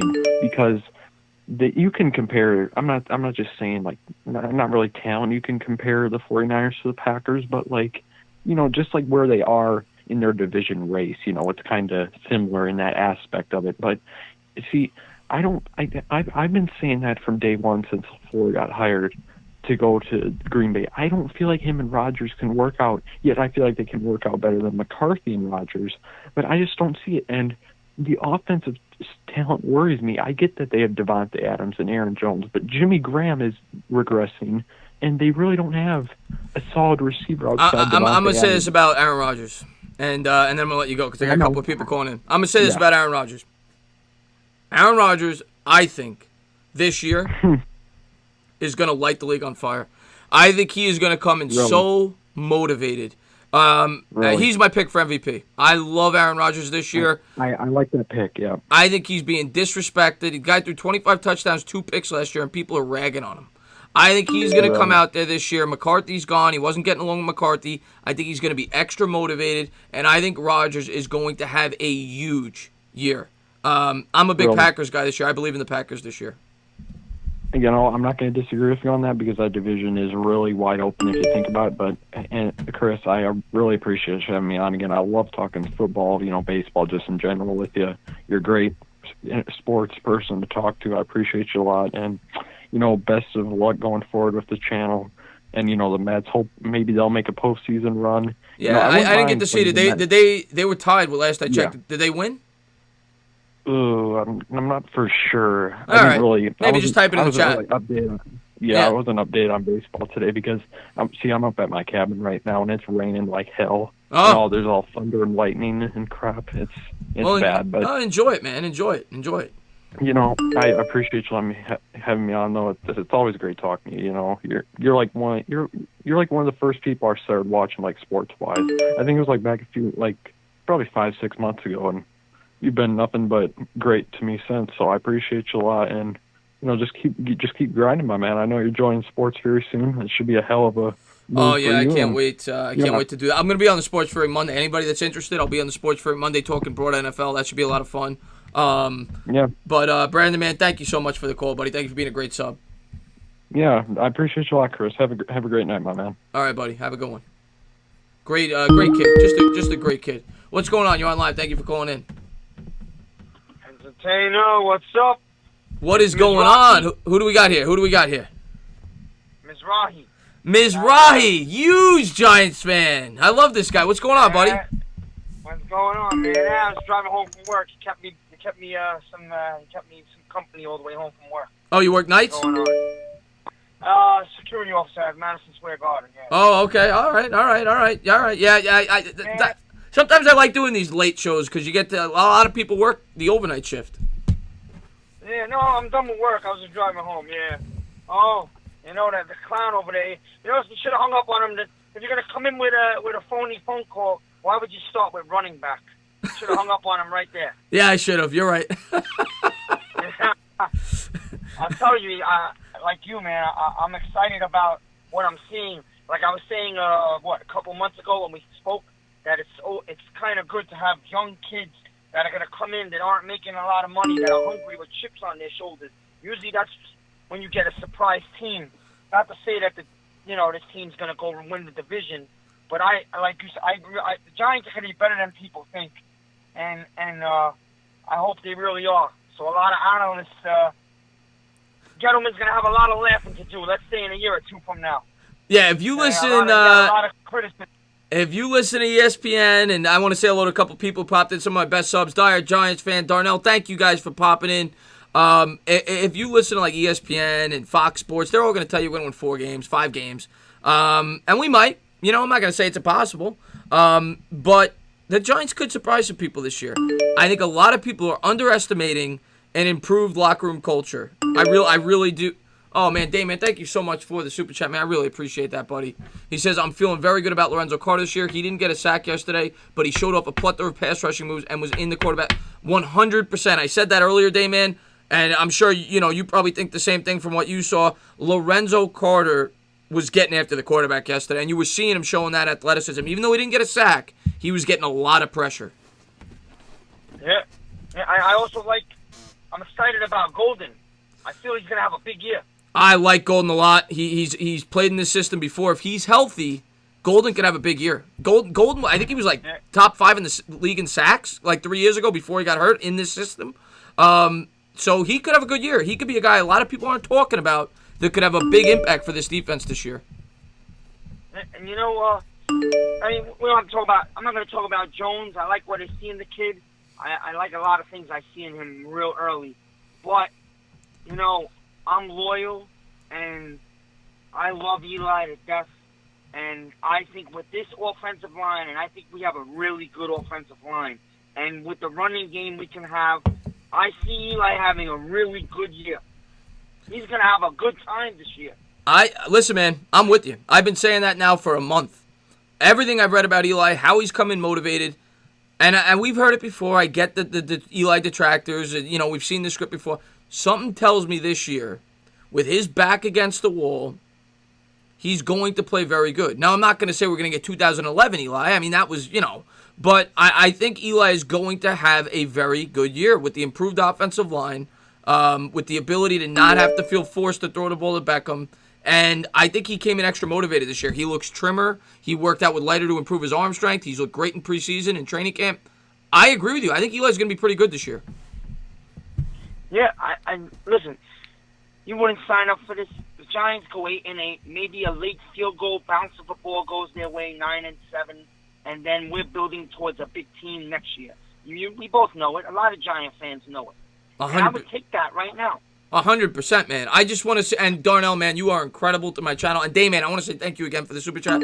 Darnell says, I can't speak. I'm at the club, but showing some love. Well, enjoy the club, Darnell. And, yeah, go get a drink, man. But thank you so much for showing some support to my channel, man. You've been great. You've been incredible for my channel. Thank you so much ever since you found my channel. Yeah, man, I agree with you. I think this could be a year. I'm not expecting playoffs, but I think it could be a year where we get, for the last 2 years, it feels like we've kind of been stuck in neutral. I feel like this could be the year where we start to move forward. And we start to get positive vibes going on both sides of the ball. I could see the offensive line having big improvement, and the defense, I think, is going to get after the quarterback a lot more than they did last year. And then next year, with the cap space we're going to have, I think the Giants are going to be set up for a nice 4 or 5 year run, having Daniel Jones on a rookie contract, having Barkley on a rookie contract. I love what Gettleman. I'm not saying I love everything Gettleman did, but I love the way he's building this team. I think it's the right way to construct a football team. Well, there's one more thing, with Clowney. I mean, is there a way the Giants can go get Clowney without giving up Jack Rabbit? Yeah, a lot of people have been asking about Clowney, and that's been a hot topic. We'll see. I mean, there was a rumor he was going to the Dolphins, right? And he backed out or something. It seems as if they're looking to trade him. And knowing that teams know they don't have a lot of leverage, maybe the Giants get him for a cheap price. I don't want to trade Jack Rabbit, though. I don't mind trading Jack Rabbit mid-season if we're out of it, but he's the only guy at that position with any experience whatsoever. No, I don't want to trade him right now because I've been watching and he's turned into a leader over there for the secondary on the defense. He's become a leader. Yeah. He's grown up a lot. Yeah. And Eagles UK, man, thank you. That's one of those new super stickers. I love those things. Thank you so much, Eagles UK, man. Have a great night. But I'm assuming it says bye-bye. You're leaving. Good So. night, man. I'll contact you again. Oh, yeah, man. Ms. Rocky, man. Thank you so much for calling in, buddy. I meant to say a better goodbye to him. I love Miss Rocky. Thank you, Eagles UK. And what's going on? You're on live. Thank you for calling in. How are you? What is going on? Who's this? I'm good. All right, that's good to hear. Who is it? Who is this? The summer of 2018, I saw Billy Joel suck penis from The summer of 2018, that man saw Billy Joel do what he did. What's going on? You're on live. Thank you for calling in. Hello, Chris. What's going on? Who's this? What's up, man? It's a brar. Oh, a Brar, man. Great subscriber of mine. How you doing, buddy? I'm good, man. How are you? Yo, there's a lot of trolls over here, bro. Yeah, I don't mind that. I'm going to tell you what. I don't mind. As long as they don't say anything really bad, I don't mind it. It makes, for comic relief during the show and my reactions, I kind of just throw them off. I don't mind it. I think it's kind of funny. I don't mind it. Yeah, nah, I feel you, but what are we talking about, Giants? We're talking Giants football. Yeah, nah, Daniel Jones has been impressive, man. I've been watching a lot of... Daniel Jones has been as good as you could hope for. He's only thrown 3 incompletions. The only thing you could knock him for is the fumbles. Other than that, he's been nearly flawless. He's been great. Yeah, even the way he comes out of the pocket and everything, it just looks so nice. Yeah. Well, UCF's in that. UCF, man, how you doing, buddy? If you have not done so, please go over to UCF Jaguars channel and sub them up. But yeah, man, Daniel Jones has been great. He's been the story of preseason so far. It's been fantastic. Yeah, man, I'm just hyped for football to start. Oh, you and me both, man. How do you think we're gonna do against the Cowboys week 1? I don't know. I hope Zeke doesn't play. Well, you and me both, man. Hopefully we win. If we win, then the outlook of the season is just... If we win week 1, I think everybody in this chat that's a Giants fan is going to start to believe we have a chance at the playoffs. Yeah. But I'm not picking it. I think Eli will play well, too, with pressure. I would love to get a win, though. That would change my whole perspective on the season. Week 1 could change everything. So, let's see what happens, man. Any given Sunday, right? Yep. All right. I'll let you go, man. I appreciate your hard work. No, man. I appreciate you watching all my videos and always being a great subscriber of mine, man. Thank you. Thank you for the support. Yeah, no problem, man. Have a good night. All right, buddy. Have a good one. What's going on? You're on live. Thank you for calling in. Nigger.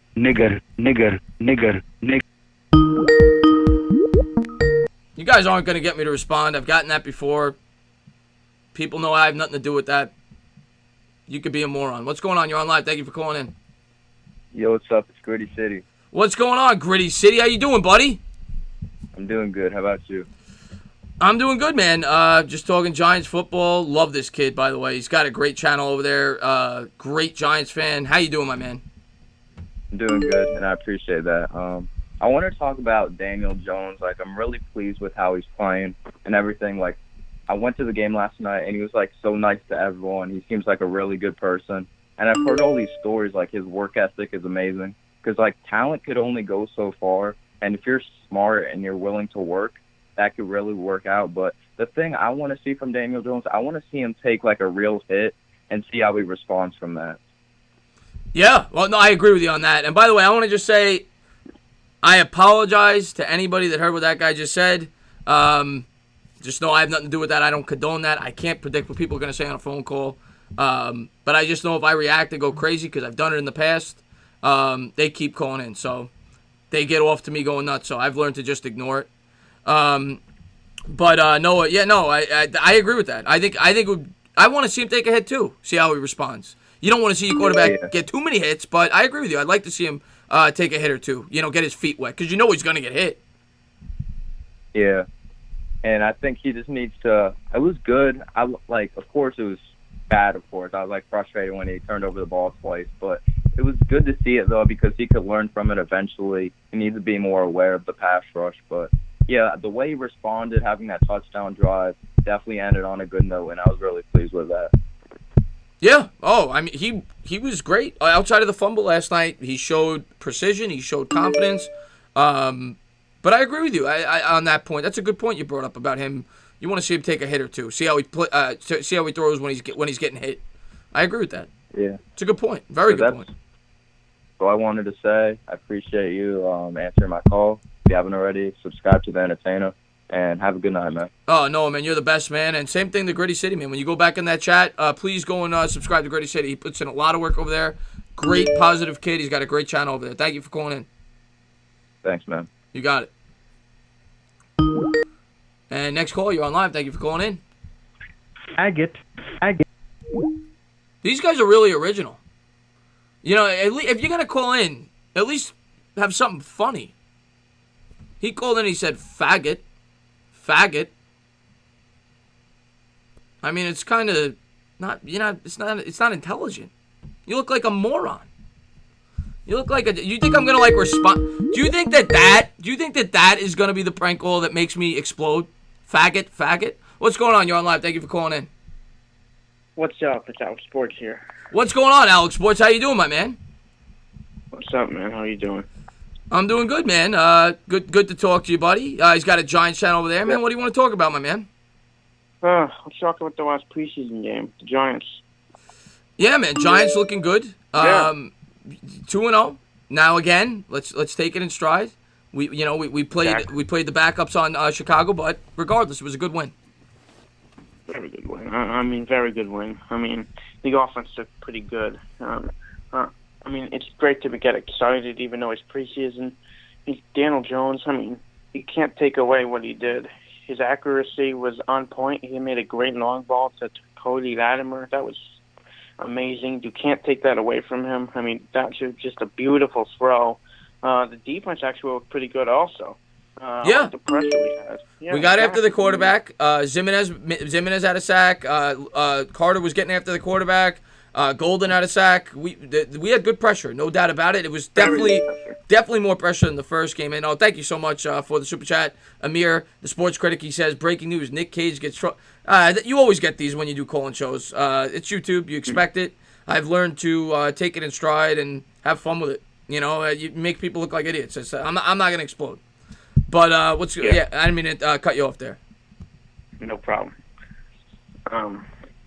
Yeah, I like what the defense is doing. Oh, and I like the running game we had last night or whatever. Yeah, Rob Smith was playing great.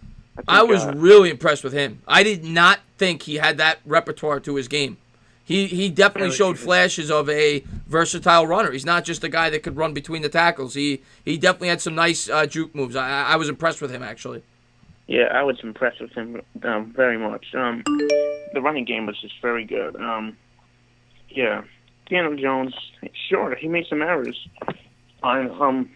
Yeah, he showed he's gonna make some errors. I mean, that's fine. It's natural. It's gonna happen.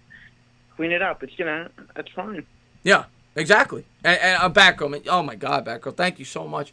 She says, Majokic just beat Cormier. Woohoo! Just for that.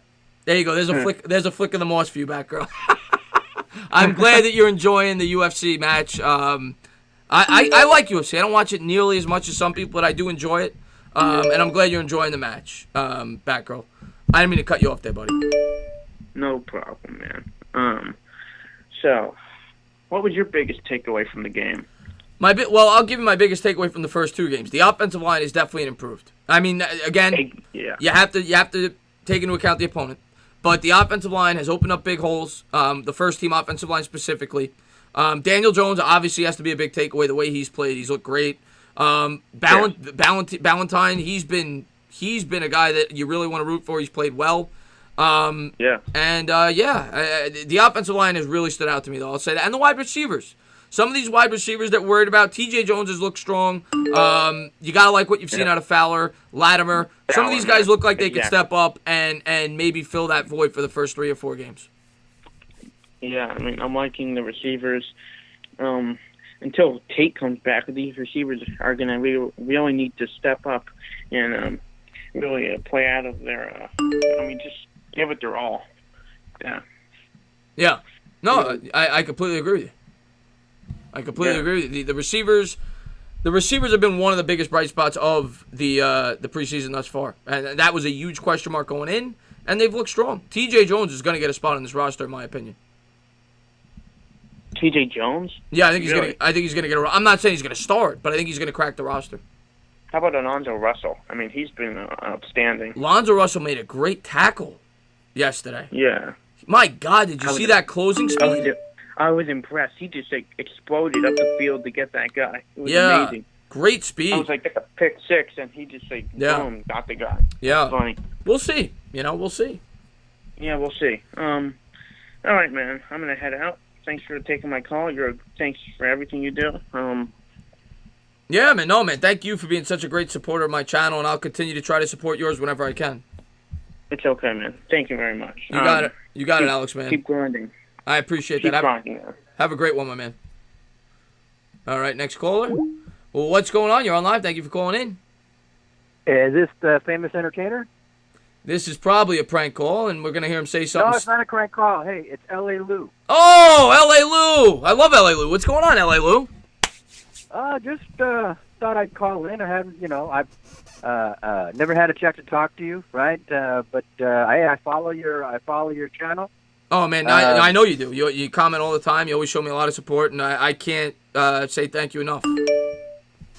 Hey, it's all about football, right? Yeah, I love football. Who's your team in football? The Rams. I'm actually watching them play Dallas right now.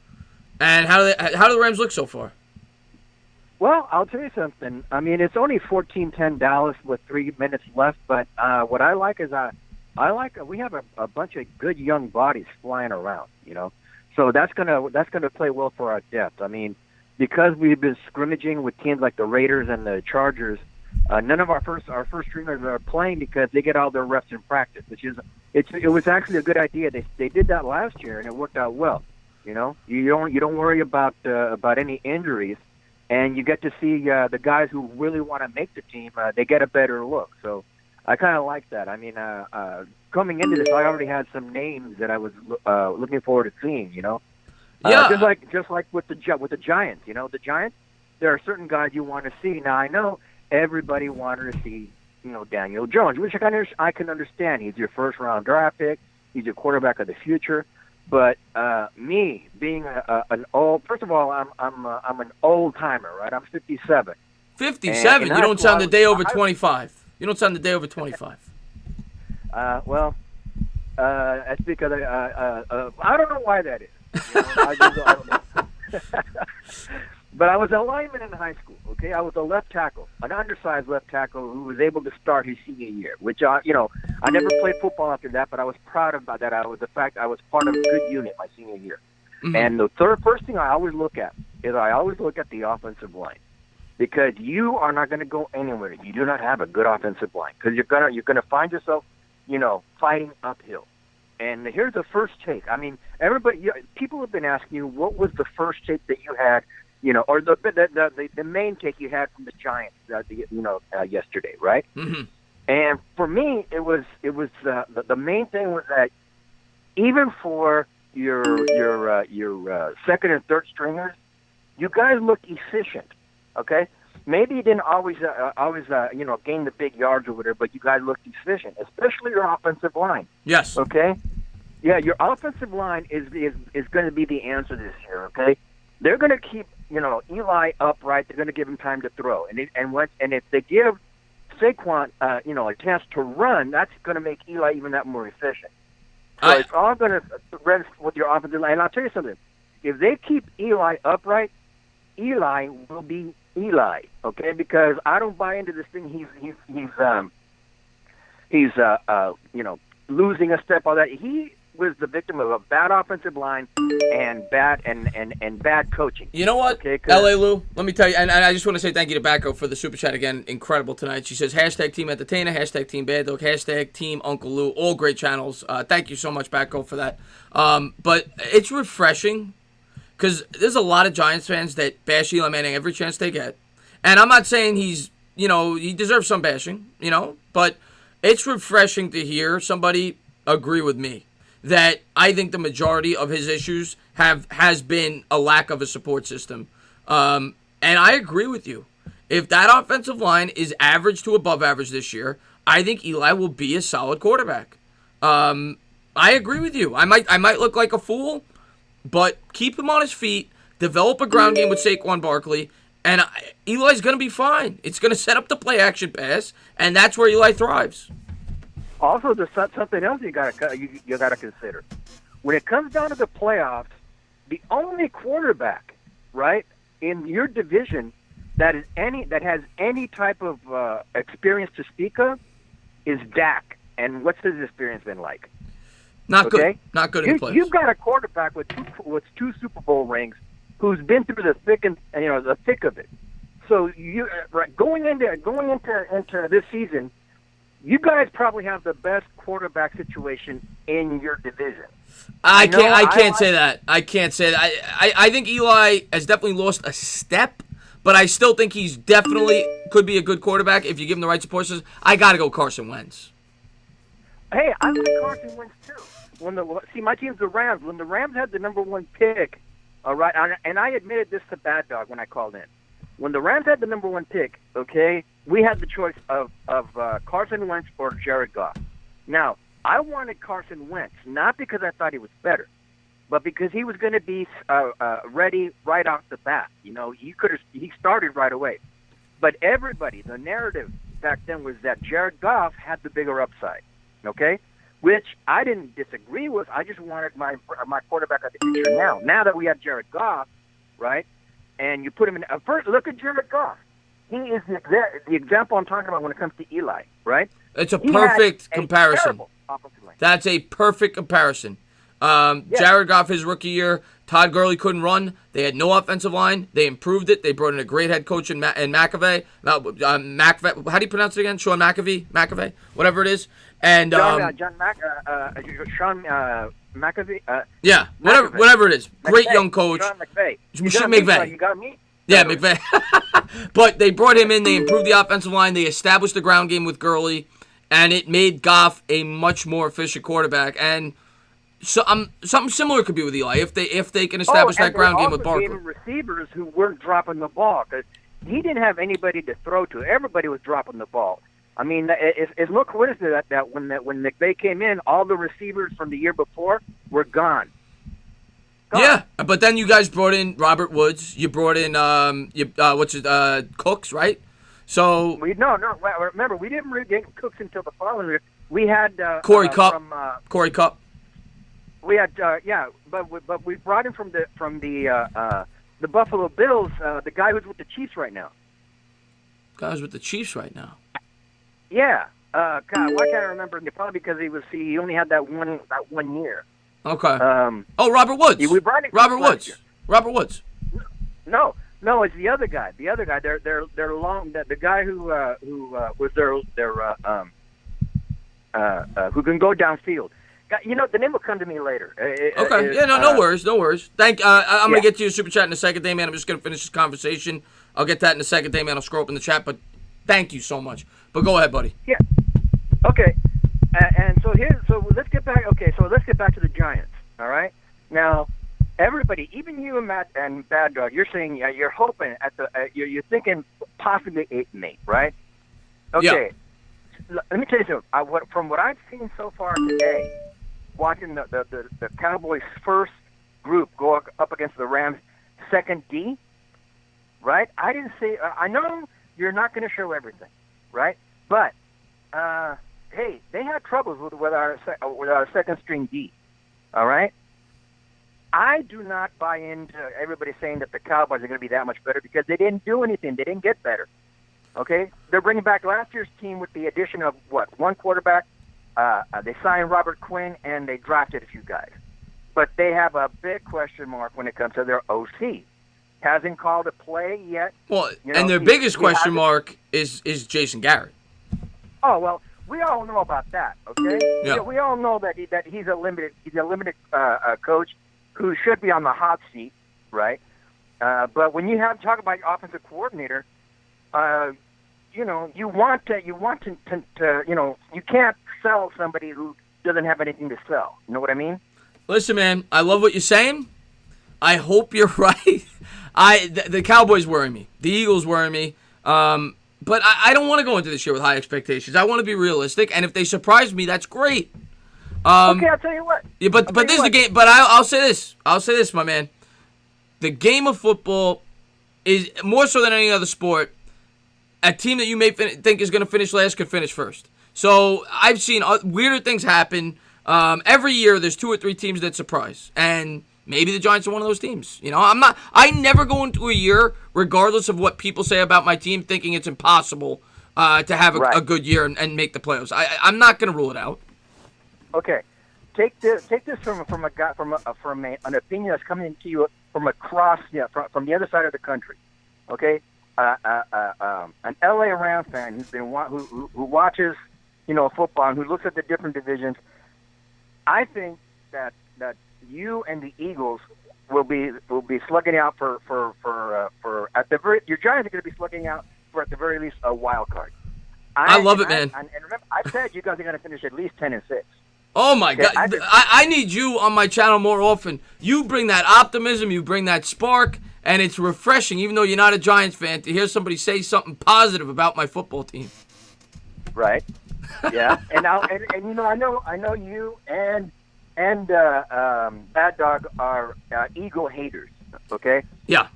Me personally, first of all, I played for Eagle Rock High School, so I was an Eagle.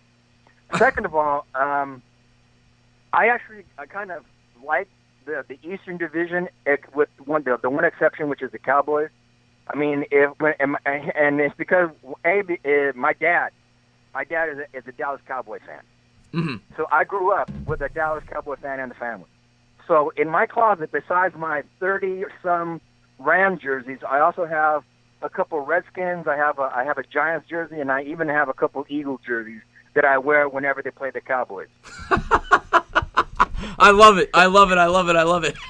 But, man, I love talking to L.A. Lou. I got to let you go because it's getting late. I got a few people calling in. No problem. But thank you so much for being such a great supporter on my channel. I love talking to you. No problem. All right, buddy. Have a good one. And I'm going to get to this super chat. Have a good one, buddy. And 1 second before you talk, I just want to get to the super chat. Dayman says, the offensive line looks good. I'm just worried about their age. Remmers and Solder are 30+, and Zeitler is 29. Few high-end draft picks are still needed, in my opinion. I completely agree with that, Dayman. I'm worried, too, based on age, because they will start to break down within 2 or 3 years, and you're going to need to start using some of your early picks or free agency money. They could sign Darrell Williams or someone like that next year, maybe a guy that's 26, 27, to supplement that right tackle position. But they definitely are going to need to address. I hung up there. I was just trying to address that super chat. But they're definitely going to need to address that offensive line sooner than later in the draft or free agency. What's going on? You're on live. Thank you for calling in. Hello. Hello. What's going on? Who's this? D-Man Entertainment. D-Man Entertainment. What's going on, buddy? Nothing. I'm watching the stream now. I didn't say hello right away because I'm a little bit behind. Oh, don't worry about it, man. Don't worry about it, man. I'm glad you called in. Yeah, I didn't even know you were live streaming at first, so I was pretty excited when I saw it. I was like, oh, let me check it out. I want to, once in a while, I'll do like a surprise stream to catch people off guard. And Mickey, thank you for popping in. I'm glad to see you back on YouTube. She's always been a great supporter of my channel. But yeah, man, I'm going to do this a lot more often in season. I want to have Giants calling shows. And I may even do like NFC East to try to get some Eagles, Redskins fans in here. We get to talk it up a little bit about the division. But yeah, man, I always love talking to you guys. Awesome. I'm a diehard Giants fan, always been, and I'm hoping we do something this year. Oh, of course, yeah. You and Delano, I'll definitely take. I don't know your number offhand, or Isaiah. I'm gonna be. Trust me, I will stay on as long as I have to take both of your guys' calls. Have a good night, Mickey. But yeah, I hope we have a good year. You know, I hope. I always go in every year optimistic. You know. Yeah, it's like I get annoyed sometimes. Like, if you ever watch First Take. Yeah, not that often. I used to watch ESPN a lot more. And real quick, my story with YouTube. I never watched sports YouTube, ever, before I was on it. I did it for fun. My friends told me to try it. And then I started watching it, as I got involved in it. Sports coverage on YouTube is a lot better than it is on ESPN. ESPN, everyone's filtered. They can't say what they really feel. I'm not a fan of ESPN, but once in a while I'll watch First Take.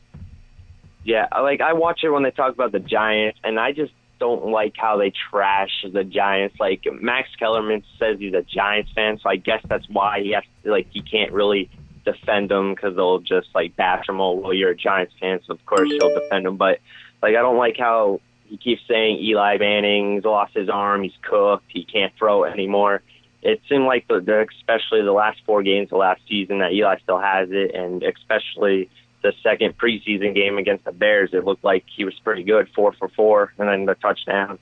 Yeah, again, we're going to keep it in perspective, second-team defense, but that first one in particular looks smooth as hell. And I love, that's Eli when he's at his best.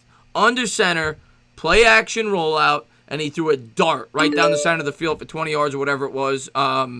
He looked confident. It was a confident throw. It was a smooth-looking pass. Liked what you saw on that drive for sure out of Eli. Yes. And imagine what our offense is going to be like when Shepard comes back, Evan Ingram, Saquon Barkley gets on the field. Yeah, exactly. And hopefully Golden Tate after, week 4. The offense could be solid last year. A lot of people, if you're not a Giants fan and you're in the chat, a lot of people don't realize this team led the division in points last year. Exactly, yes.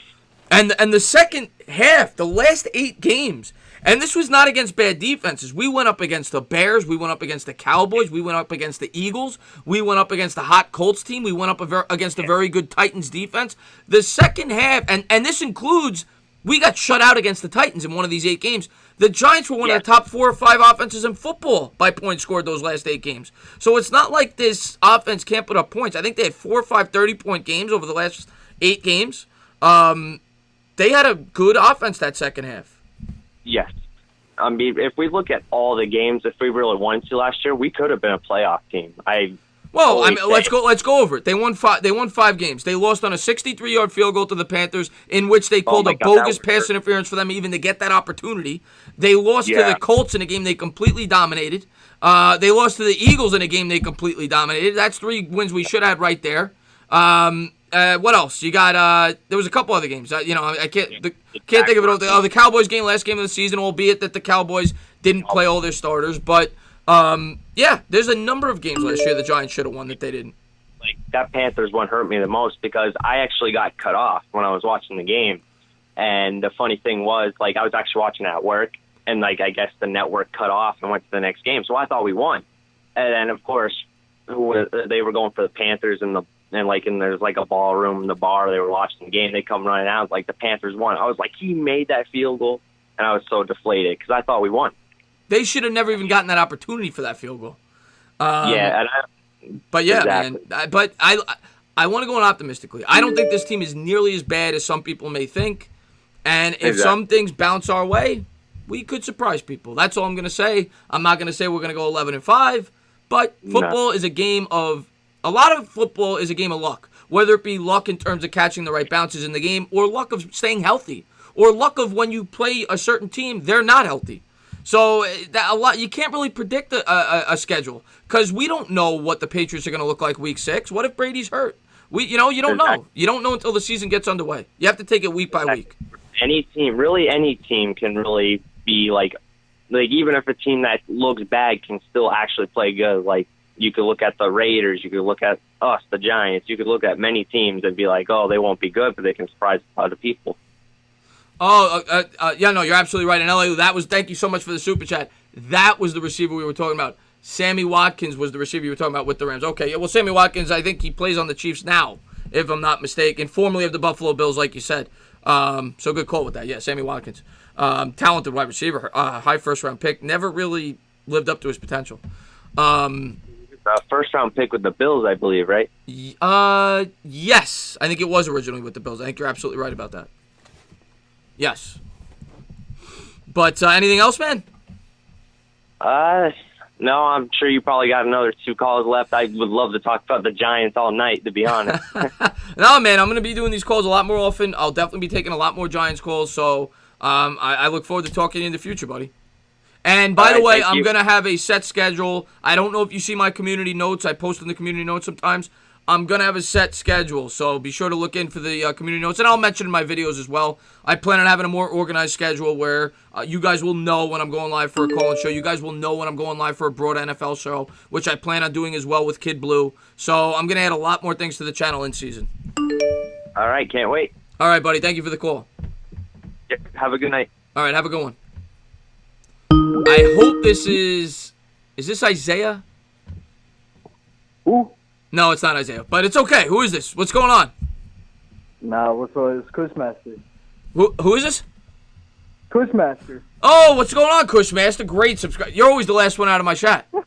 You are always the last one out of my chat. And, Batgirl, thank you so much for the super chat one more time, and then I'm going to get the Kushmaster. She says, sleep well, Mr. Sexy Moss. I'm exhausted from yelling, watching UFC. Cowboys will always stay. Thank you, Batgirl, for being such a great... I'm so glad you found my channel. Not just because you're such a great supporter of mine. You always give me such nice words, so I really appreciate you on my channel. Thank you so much. I'm at a loss for words. But go ahead, Kushmaster, man. Oh man, I just wanted to my bad, I'm smoking right now. You really are the Kushmaster, aren't you? Yes, sir. And I just want to congratulate you on the fucking 10K, man. You're doing a good job on YouTube, and I believe in your channel, and I know you'll make it one day. Man, that's what keeps me really motivated to keep putting out content is when I get people that say things like that, and that really means a lot to me. So thank you. Thank you. And by the way, I don't know if you heard, I'm going to have a 10K giveaway next Sunday. I'm going to have a trivia show, so hopefully you pop in for that. Of course, I'll be there. Awesome, man. Awesome. All right, man. Have a good one. I appreciate the call, man. Thank you for being a great sub. Have a good one. All right. Let's take this one. What's going on? You're on live. Thank you for calling in. Hey, what's going on, man? What's going on? Who's this? City for real, yo. City for real. Another great subscriber of mine. NSIMS. What's going on, buddy? Hey, not much. I want to talk some Daniel Jones, man. I'll talk Daniel Jones all night. I'll talk sleep to you. I'll talk to you in your sleep about Daniel Jones. But I just want people to we got to pump the brakes on Daniel Jones. Not saying that in a bad way, but what I'm saying is we got to let the guy get his, get his experience and let him learn under the tutelage of Eli, right? Mm-hmm. Right? Because I don't want to throw him in the fire too fast, and then you know how us New York fans is, man. We throw him in the fire too fast, and he don't produce the way we expect him to produce. We're gonna be killing the kid. Exactly. And the Giants right now, if the fans are, and the fans aren't going to dictate anything. I mean, that's one thing you got to give the Giants credit for. They do what they think is right for the team, regardless of what the media and the fans think. And that's the way a good organization should be ran. Period. End of story. I may not like some of the things they do, but they're in those positions because they're supposed to know what they're doing.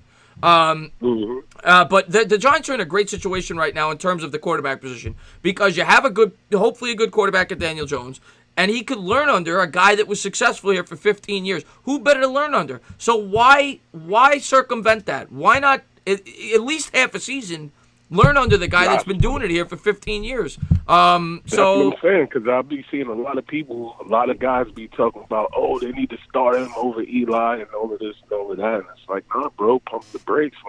It's not like the kid was, the number one pick in the nation. And we got him, and we're like, why are they sitting down the number one pick for? I could see. But, we got to give the kid time. Let him learn. And I'll tell you, man, Pat Mahomes is a perfect example. Pat Mahomes didn't play his first year. And look how good he turned out. And I just want to say hello. I want to keep talking to you. Just want to say hello to Crazy Mofo. Thank you. And I hope everything's good with your, I think it was your mom. You said she was in the hospital. I think you told me she was good. Mets fan, thank you for popping in. Rafael doing it, thank you for being here. But, yeah, man, I completely agree with you. Just look at that. Pat Mahomes. Kansas City's a perfect example. Look how good it did Pat Mahomes to sit and learn under Alex Smith for a year.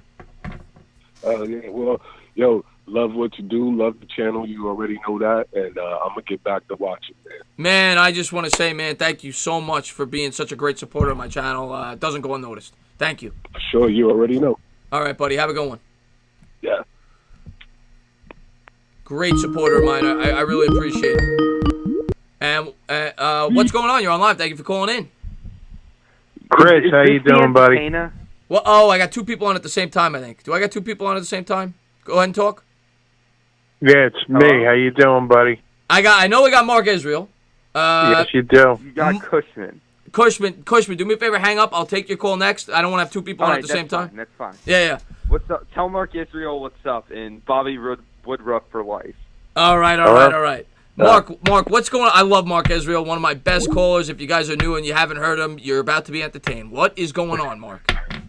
Nothing much. First of all, I want to say I think you Giants fans should be very happy with your new quarterback. The guy looks calm and collected, and he looked extremely accurate, and I think you very well have your quarterback of the future. I tend to agree with you. I want to still be, take it day by day. But what you've seen so far, even though it's been against, your second-team defense, the Bears' second and third-team defense, doesn't matter. Some of those throws he made are NFL throws. I don't care who's out there on defense. They were tight windows. Look, people have been talking about going against the Jets' second team, the Bears' second team, and all of that. Regardless, the kid looks so calm. He looks so calm and collected. And like I said, some of those passes he made, I mean, they were so crisp. And look, he may have fumbled a couple of times. Last night? But look, he's a rookie. He's going to make stupid mistakes. But he looked pretty calm making those mistakes. So he did. Yeah. He didn't look like Eli does sometimes when he's panicking. But Daniel Jones he's definitely got that cool demeanor about him. You want to know who he reminds me of, kind of? Who? He kind of reminds me of my quarterback, Sam Darnold. You know what? That's not a horrible comparison. He's very calm, cool, and collected. And I like Darnold. A lot of Giants guys, they bash Darnold. I like Darnold. I think Darnold's going to be really good for your team. I don't hate the Jets. I root for the Jets when they're not playing the Giants. I'm looking forward to seeing Darnold this year. I actually am. I want to see him do well for you guys. I want to see the Jets do well. Well, now, speaking of Darnold, did you by any chance see? And I'm still laughing my ass off. Did you happen to see Rover's recap of after the Giant Jet game and after the who was it the Jets played this week? The Falcons. Did you see his recap videos? I saw the first one. I didn't see the latest. I've never seen anybody waffle the way Rover did on Darnold. I mean, now all of a sudden, Darnold went from being flimsy and weak and being incapable of throwing a long ball to now being just an incredible quarterback, and he's never seen anything like this. That sounds like Rover. That sounds like Rover to me. Yeah, but the thing is now is I don't know if he's just messing around or if he's serious. You never know. And I want to say one of my best subscribers just popped in, Lamel Sinclair. Thank you for being here. Sam, I can't guarantee. I don't want to give anybody next because a lot of people have asked and so many people call in. I'm going to stay on as late as I can to try to take everybody. I always try to. So if you guys are still here, I'll definitely take your call. But I like Darnold, man. I like Darnold. I think he's going to be good for you guys. The one thing as a Jets fan, you guys have to improve that offensive line.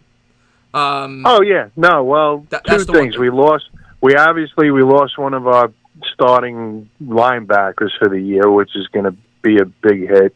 And also, we can't make a lousy point after touchdown. Right. So we got to get a kicker. But before I hang up, this is the most important thing. One of the last times I spoke to you, I had told you I was going down to Florida and I was going grouper fishing, right? Right. And I just got back about a week ago, and we caught some. Okay. But I have to say something. I made a big mistake. When I spoke to you, I told you that these groupers were big, that they're stupid and they're ugly, and I compared them to our very good friend Mr. Woodruff. but I have to correct myself. Bobby is much uglier. Oh my God! Oh. But with that said, thanks for being on so late.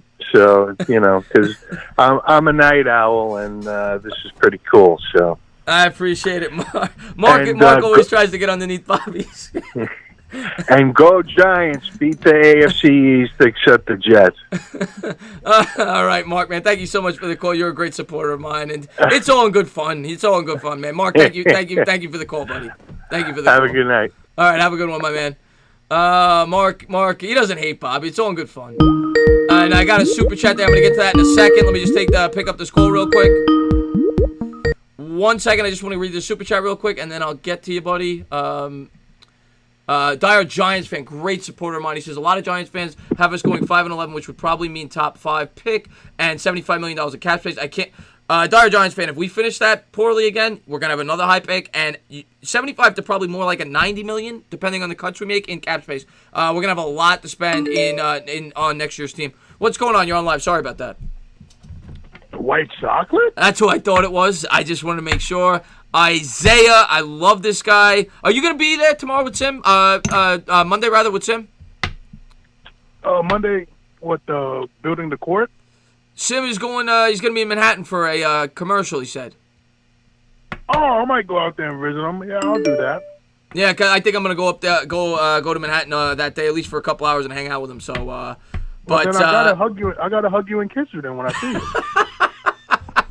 Isaiah's the best. I love Isaiah. What's going on, buddy? I gotta give you a big black guy hug and a big black guy kiss. That's how what exactly is a black guy hug and a black guy kiss? What's the difference between a white guy and a black guy? You're gonna find out Monday. Don't worry, you're gonna find out Monday.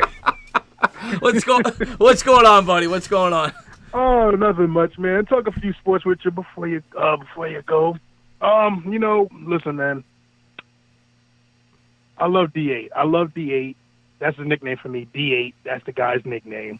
Right. I like that, Nick. Well, Banto came up with a good one. What was it, Danny Dimes or something? What did he say? Something Dimes. Dimes. I like Danny Dimes. I think it was Danny Dimes. I'm so proud of Bad Dog yesterday. He got a great super chat. I forgot the guy's name, but shout out to him with that super chat, man. Oh my God! Did you? Oh my God! I thought it was $4 at first. Oh my God! I thought Bad Dog was tripping. Like, how the hell did he get all that? But I'm pretty proud of him, man. You guys do an amazing job. You know how I feel about you guys. Seriously, man. You guys are the best, and you guys deserve all of it, man. For real. I appreciate that, Isaiah, man, and I'm looking forward to. Hopefully, I get to see you at the Giant Jet game. I'm actually looking into that. Anybody that's in the chat that didn't hear, I'm calling them probably tomorrow or Monday when I'm off, one of those days, and I'm trying to set up a luxury box if it's fairly affordable to try to get 50, 60 people. For that Giant Jet game, so I'm definitely be on the lookout for that. I'm going. I'm trying to do it. Otherwise it's gonna be hard to sit together. I'm not a luxury box guy. I'd rather be in the stands, but you can't really get 50, 60 tickets together. So I think that's really the only way to do it. So I'm gonna try my best to try to set that up at a reasonable cost. Oh yeah. Just let me know. But so I wanted to talk about D8.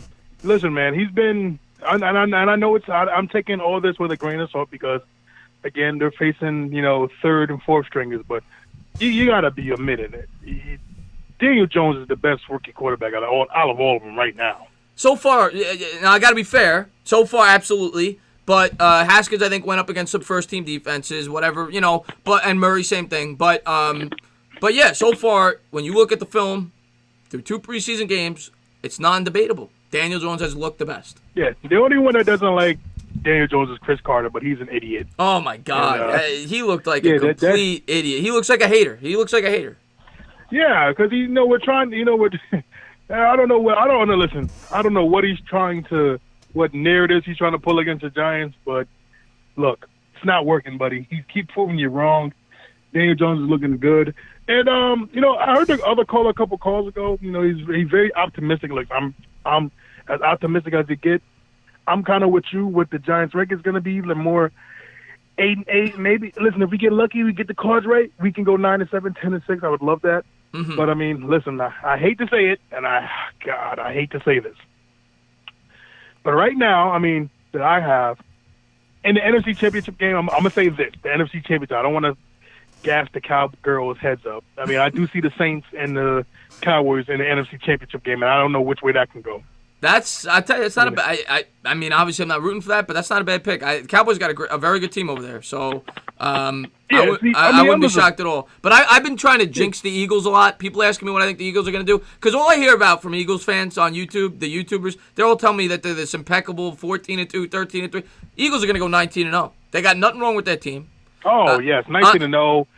I think they're going to go 21-0. I think they go 21. They're going to give them two. They're going to give them 2 extra wins, whatever. Yeah, Eagles. I think they'll win the next 10 Super Bowls. I'm trying my best to jinx this team. You know what they're going to do? They're going to bring back Donovan McNabb. They're going to bring back Michael Vick. They're going to be playing wide receiver. I was going to make a joke, but God, Lord, that is not good to say. I'm not going to say that joke on your TV show. On your show, I'll say it to you in person. You know, they're going to get the old Eagles defense. Listen, I think the Eagles, man, they're going to win it all, man. You know, they got the superstar Deshaun Jackson back. You got Carson Wentz. You know, oh man. I don't think they'll lose another game for their existence. I don't think they'll lose another game since. Are you kidding me? I think as long as they're in the NFL, I don't think they'll lose another game. Actually. Oh, they're gonna go to heaven, and they're gonna play in the Super Bowl in heaven. That's how good the Eagles are gonna be. They're gonna be. But no, man. Listen, Chris, I love you, man. I know there's a lot of people still want to call you. Keep doing your thing. Keep me updated to the Jets and Giants, and then hopefully I'm gonna try to leave. I don't know what I gotta talk to Sam and see what time he said it is, but I'm gonna try to leave early from work to get out there. Definitely want to do that. And if I did see you Monday, that's a pleasure. We'll talk more about it. I always appreciate you calling in, man, and being such a great supporter of mine, buddy. Oh, gotcha, brother. You know that. All right, Isaiah, man. Have a great rest of your night or morning, I should say. You too. Have a good one, buddy. I know it is. You do, buddy. Have a good one, my man. And Lamell Sinclair, you brought up a very good point. I completely agree with that. Not joking around with the Eagles. They do have one of the deepest rosters in the NFL. I completely agree with that. And next call, you're on live. Thank you for calling in. Yeah, what's going on? It's Delano, everybody's favorite pick-up topic favorite. Delano is the man. And by the way, Cushman, I'm not trying to ignore you. I'm just trying to take calls as they come. I promise you, Cushman, I said I was going to take you early when you called in. I will take you next, Cushman. So I promise you, after Delano, I will take you next.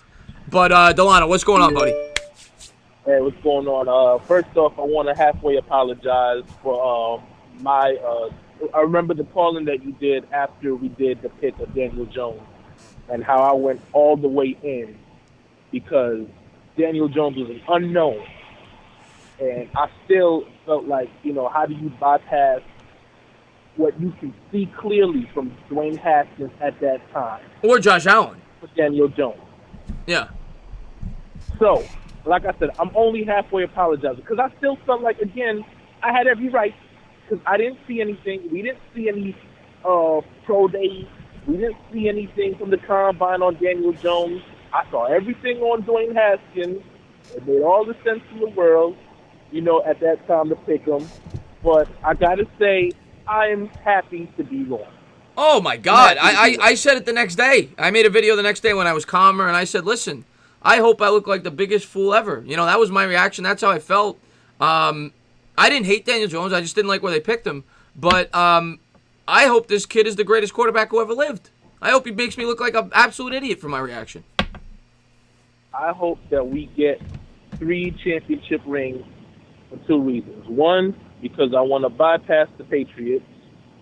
2, I just feel like, again, I want him to solidify himself as that quarterback. I feel like he's had everybody against him. The fact that even after everybody calmed down, he was still getting booed at Yankee Stadium. I just want him to actually win the heart of the city.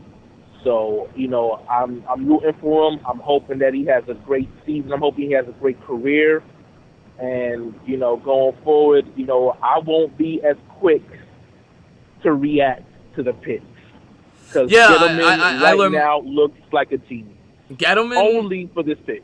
Gettleman, one thing you could say about Gettleman, and we still have to wait to see how Daniel Jones plays out.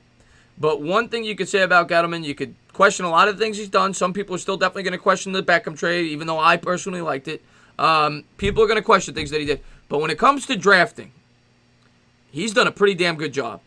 Last year, you know, push Barkley aside. Second pick, you know, you can't really go wrong there. getting Lorenzo Carter in the 3rd round, B.J. Hill in the 3rd round, those guys have been productive. Tell me the last time Jerry Reese found anybody in the 3rd round. Will Hernandez was a good pick in the 2nd round. This year, I think he got a lot of talented guys later in the draft. So one thing you can say about Gettleman so far, in my opinion, he's drafted pretty well. Yeah. That's without question. I can't, like I said, I can't take nothing away from him. The only thing I hated that he did was he tried to put his resume up as far as being able to take teams to the Super Bowl. My question always was, when is the last time you won that Super Bowl? Because your Carolina days, it was great that you were able to get there, but you got stomped out pretty bad by Denver. So it's not like it's something you want to exactly hang your hat on, because they look like a team that really just kind of showed up, and that's it. I'm here for a check, and then that's it, So, overall, like I said, I'm glad for the pick. I'm glad that this draft really was a successful draft. Like I said, once I calmed down and everything, I was able to really put my head together and, like, wow, this guy really can play. And, again, like I said, the ACC is kind of a weak division in football, college football anyway. So it's not like you're going to sit there and say, oh, I got the greatest talent in the world. And when's the last time you heard a talent produced by Duke? You know what I'm saying, at that position? Well, the last time we drafted a quarterback from Duke, it didn't work out too well. His name was Dave Brown. So exactly. So, but hopefully this is a much better. I don't know what happened to my background. It just went black, but I just posted the number in white so you guys could have it. Hopefully it works out. And so far, he's looked damn good. He's looked damn good so far. I tell you what, he looked better than Lawletta. So I'll take him any day of the week. I'll tell you that. Yeah, I hope. You know what, man? I just like that everybody's kind of on the same page now with Jones. We're all behind him, and we all believe in the kid. And that's all you can do as a Giants fan. You got to hope he works out. And so far, he's proven a lot of people wrong. We'll see how it plays out once he gets a real chance in a real game. And Russell, he's got a fan in me now. That hustle play he did last night off of that pick, I was like, man, he's going to that house. And then from out of the side of my screen, here comes this kid just like that a was flash of light. Crazy. Man. The speed. I dropped my phone. I took my earbuds off, and everybody thought something was wrong. Like, what's going on? I said, hey man, you should have seen this kid. It is rare. It is rare that the highlight of a game in which you win by almost, what did they win by, like 20 points? It is rare that the highlight is an interception that your team throws, but that was the highlight play of the night. I mean, that was an incredible play. It was. I gotta give props to Russell on that one. I was just in awe. I was like, wow, I can't believe this kid. Yeah. And hopefully, like I said, and the biggest thing I've always said is the same thing I say with all sports. Whatever you do in the preseason, whatever you do in practice, I just wanted to translate into the regular season and in real game situations. It's great to see this right now in preseason. That's why I'm not jumping out the window and I'm saying I'm out the worst for doubting Daniel Jones, because like I said, he was an unknown. Nobody had him on the board like that for real at the moment that the draft was announced and all that stuff. It's not like everybody was saying, oh, Daniel Jones was a sleeper pick. Nobody knew the kid, So I'm just glad right now the way that things have unfolded, that we got our quarterback of the future. And hopefully going forward, he'll again do what we expect him to do, which is to, be successful, win games, and win championships. That's all we can hope for, man, and so far so good. But, Delano, thank you so much for the call, man. Thank you for being such a great subscriber. Always love talking to you, buddy. Yeah, salute to everybody in the chat once again, and everybody have a great night. Have a good night, Chris. All right, my man. Have a good one, buddy. Glad I got Delano. And Cushman, go ahead and call 845. Promised I would take you. And there he is. Cushman, what is going on? Hello, is this the entertainer? I think you know who it is. What's going on, buddy? Well. What's up, buddy? If it isn't the entertainer talking sports. What's up, man? Nothing much. I just wanted to say, before I get started talking Giants, I just wanted to say, congrats on 10K. I know I already wished this on you a while but it's just absolutely crazy that you got to 10K. I remember when you had like, I've been with you since you had like a little over 3K. So like, it's just like, it's crazy to see how much you've grown. I appreciate that, man. And, you know, people like you are a big reason why I've grown. So, you know, you tune into all my videos.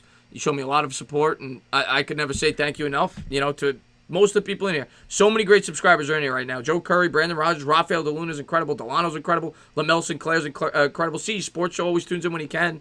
By the way, go over there and check him out. He's got a YouTube channel over there, Crazy Mofo. Just without people like you guys, I wouldn't be near where I am. So I should be saying thank you to you guys, not the other way around. All right. But anyway, so so far we've looked pretty good in preseason. Daniel Jones he's been money. He's been Daniel Money. He's the next Tom Brady. He's the next Patrick Mahomes. He's going to be the greatest quarterback that ever lived, and we're going to win the next 10 Super Bowls. Oh God, Cushman, now you're ridiculous. Now you're jinxing the job. I don't like this. I don't like this, Cushman. All right, fine. In that case, because I know you say the Giants are going to go 0-16.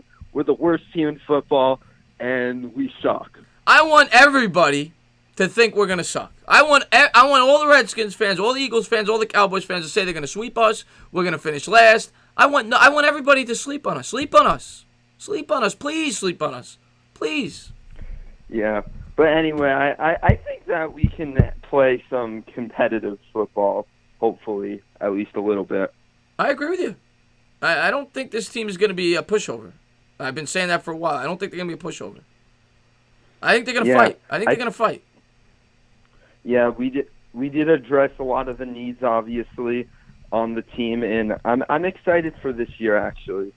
Me too. I'm very excited. I get excited for every year, but I mean, this is a new beginning. You know, you've got a second year of Saquon Barkley. You got an improved offensive line. You got a young defense. You've got a quarterback waiting in the wings. You've got Eli in his farewell season. There's a lot to look forward to. I think it's gonna be a fun year. I really do. I think it's gonna be a fun year for the Giants.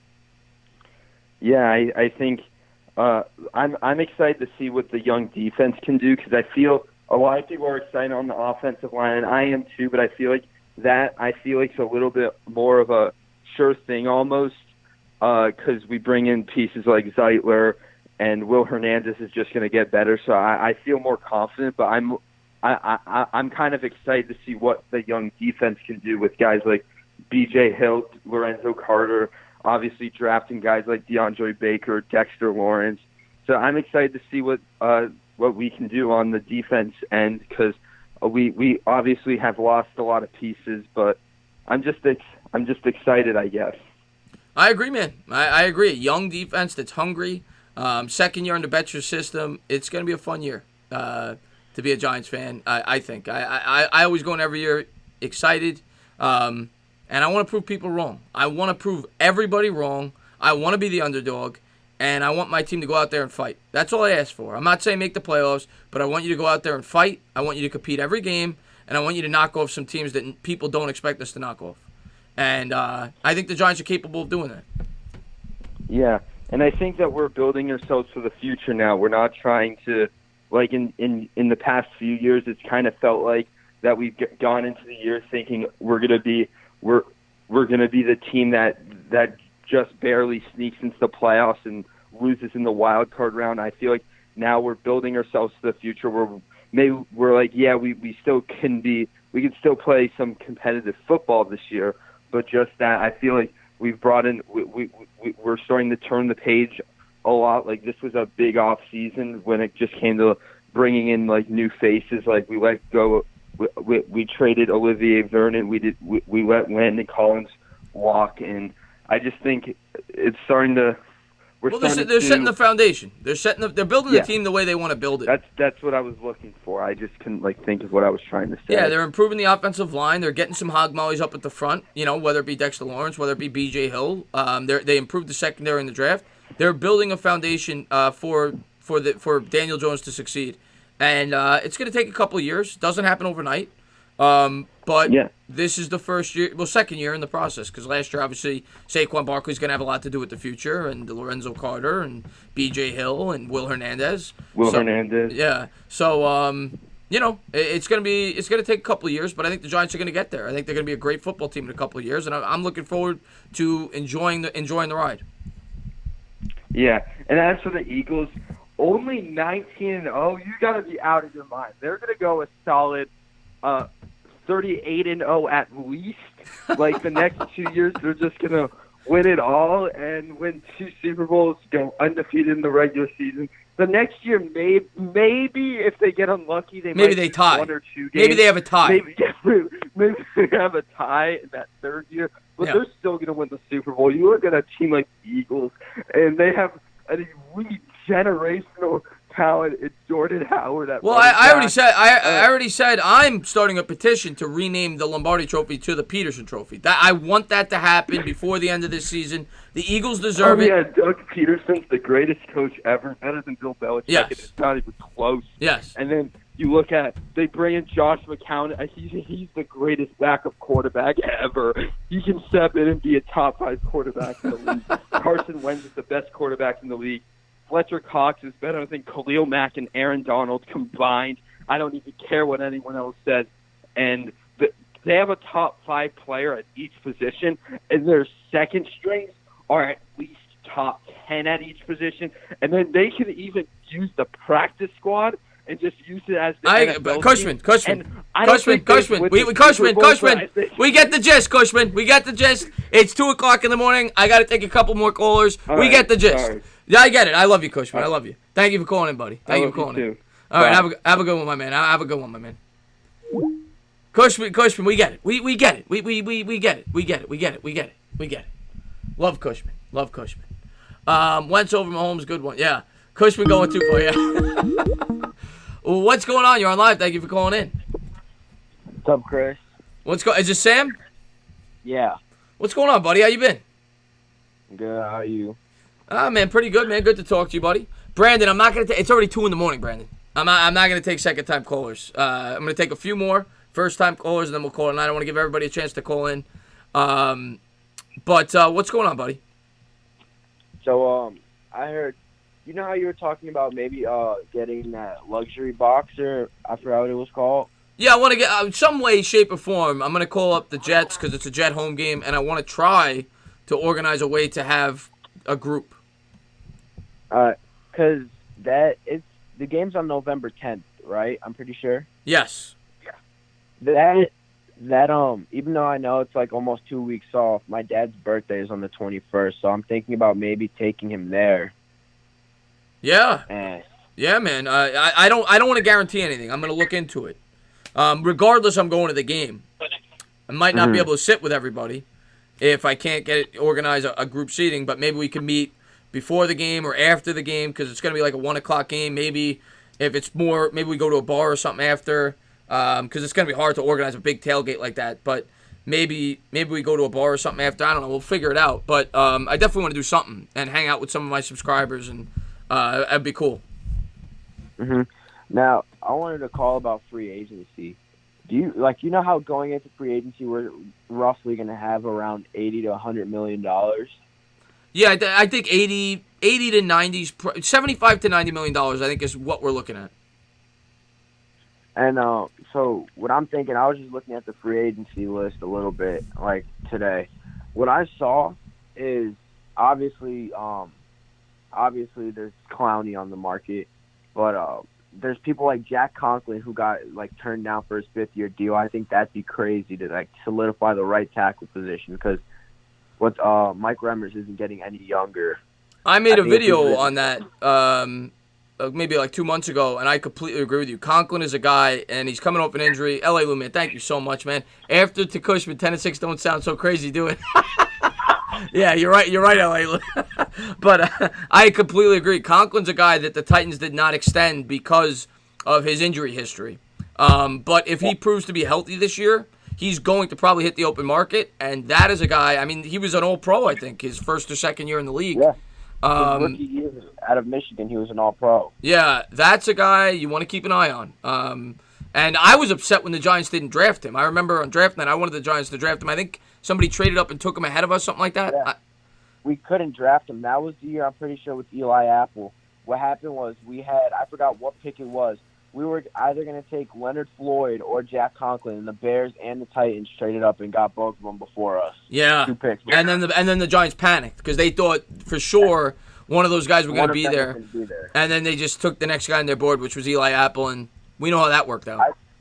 I don't think Eli Apple was up there on their board. What I think was Eli Apple out of college was I think he only went to college for 1 or 2 years. Like, he was one of the younger players in the draft, and he had so much potential. Like, he was a tall, athletic corner that could have been something. So I think that they went off of a what if instead of like the surefire thing. Yeah, and they kind of took the opposite approach this year by taking Baker over Greedy Williams. Greedy Williams is more like an Apple, a guy that has maybe a higher ceiling, but he's more of a risk. Baker's more of the sure thing. Mm-hmm.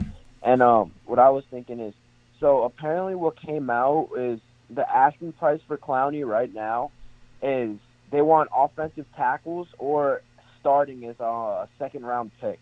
Do you think I think this trade would be good for both sides. We'd get Clowney, and we'd give up our second this year. We'd give up Janoris Jenkins, and then somebody else, some third-string, second-string tackle. I love Clowney. It's a huge hole for us. We need a pass rusher. I don't know if I want to give up a second-round pick for a guy that could be a one-year rental. And even if he's not, he's a guy that's had injury history throughout his whole career. And if you trade away Janoris Jenkins, who's going to start your secondary? Yeah, all your cornerbacks have never played in the NFL. So I think Sam Beal is going to get I don't think he's going to be on the team. His injury, he just gets injured. He can't play now in the preseason because he's injured. I like Corey Ballantyne. I think I do too, but do you feel comfortable with DeAndre Baker and Ballantyne being your opening day starters at cornerback? 2 guys with no experience whatsoever? I mean, Janoris Jenkins. I don't think Janoris Jenkins, he's a solid corner, but he's not, that good as how he was his first 15 years. He's not what he was, but he's still a guy with experience. I don't know. I personally, and I'm all for Clowney, I don't want to give up a second-round pick for him. That's just me. That's just me. Gonna have to take. And if we're going back on old Giants history, that's how we work.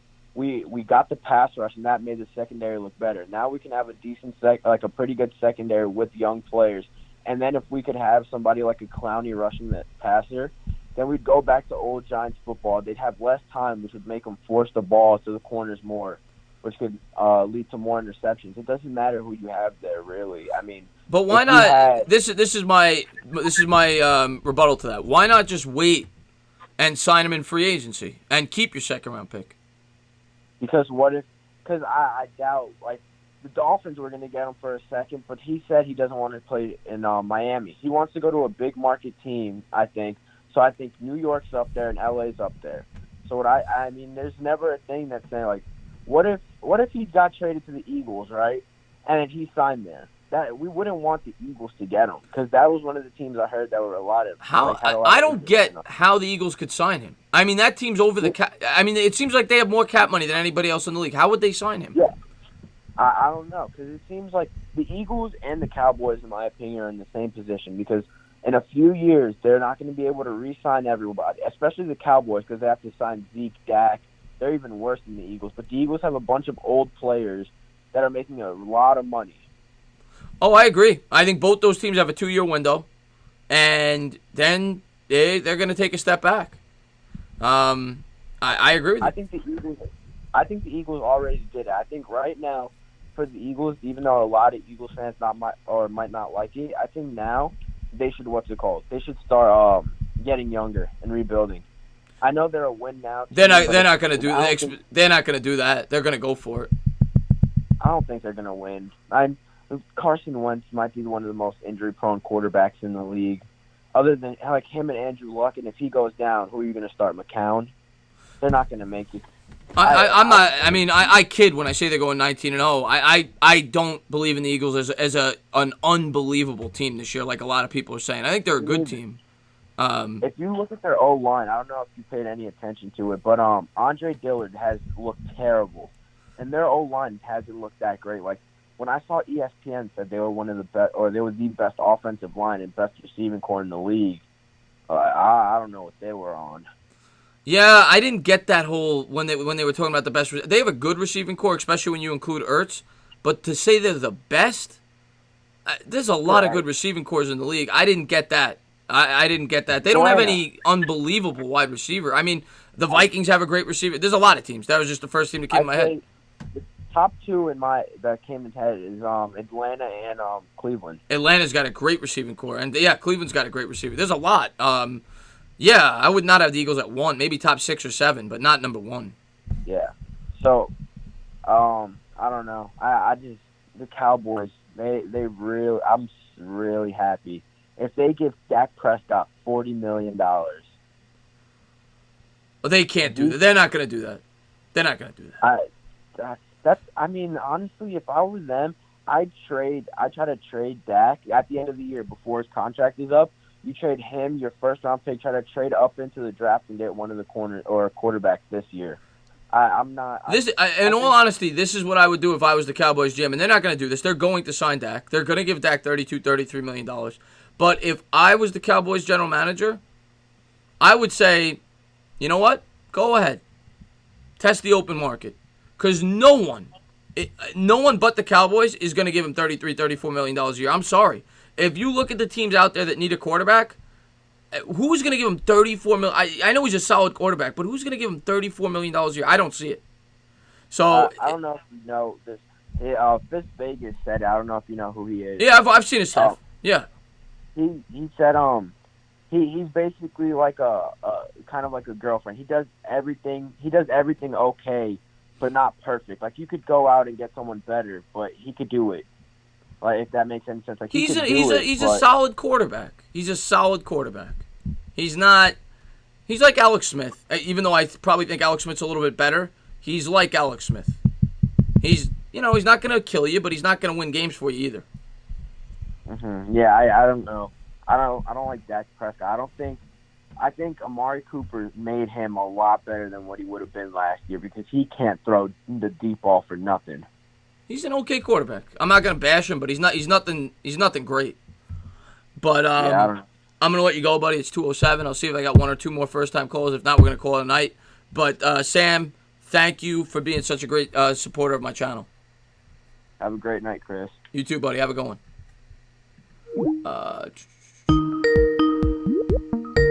Probably a prank call. We'll see. It's an unknown person. What's going on? You're on live. They hung up. They got a little stage fright when I called them out. It is 2:08. We will wait a couple more minutes, see if we get another call. If not, we'll call it a night. I always like to give everybody a chance to call in. You guys were great. I did not think that this chat would fill up the way it did. What's going on? You're on live. Thank you for calling in. Boy, I'm really about to give Joe Pickle-China, boy. Okay. Don't even know what he said. He said, boy, pickle-china, ba-da-bop-bop-ba-da-bop. I don't know if you're speaking another language.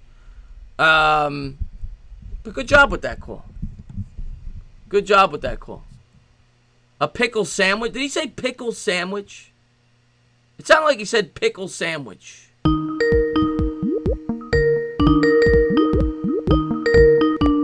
What's going on? You're on live. Thank you for calling in. Chris, I know this might not be the time, but in case if nobody calls, I'm here. But I just want to talk some more football, my man. I'm ready, dude, for the season. No, oh my gosh. But if that's okay, if I stay on, is that fine by you? A couple minutes, because I got to call tonight. Not like a 7-8 minute call. Couple minutes.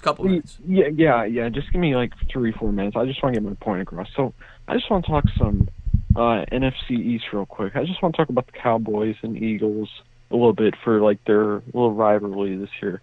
So, see, the thing about the Cowboys, I have them winning the division, is because they have lots of talent on both sides of the ball.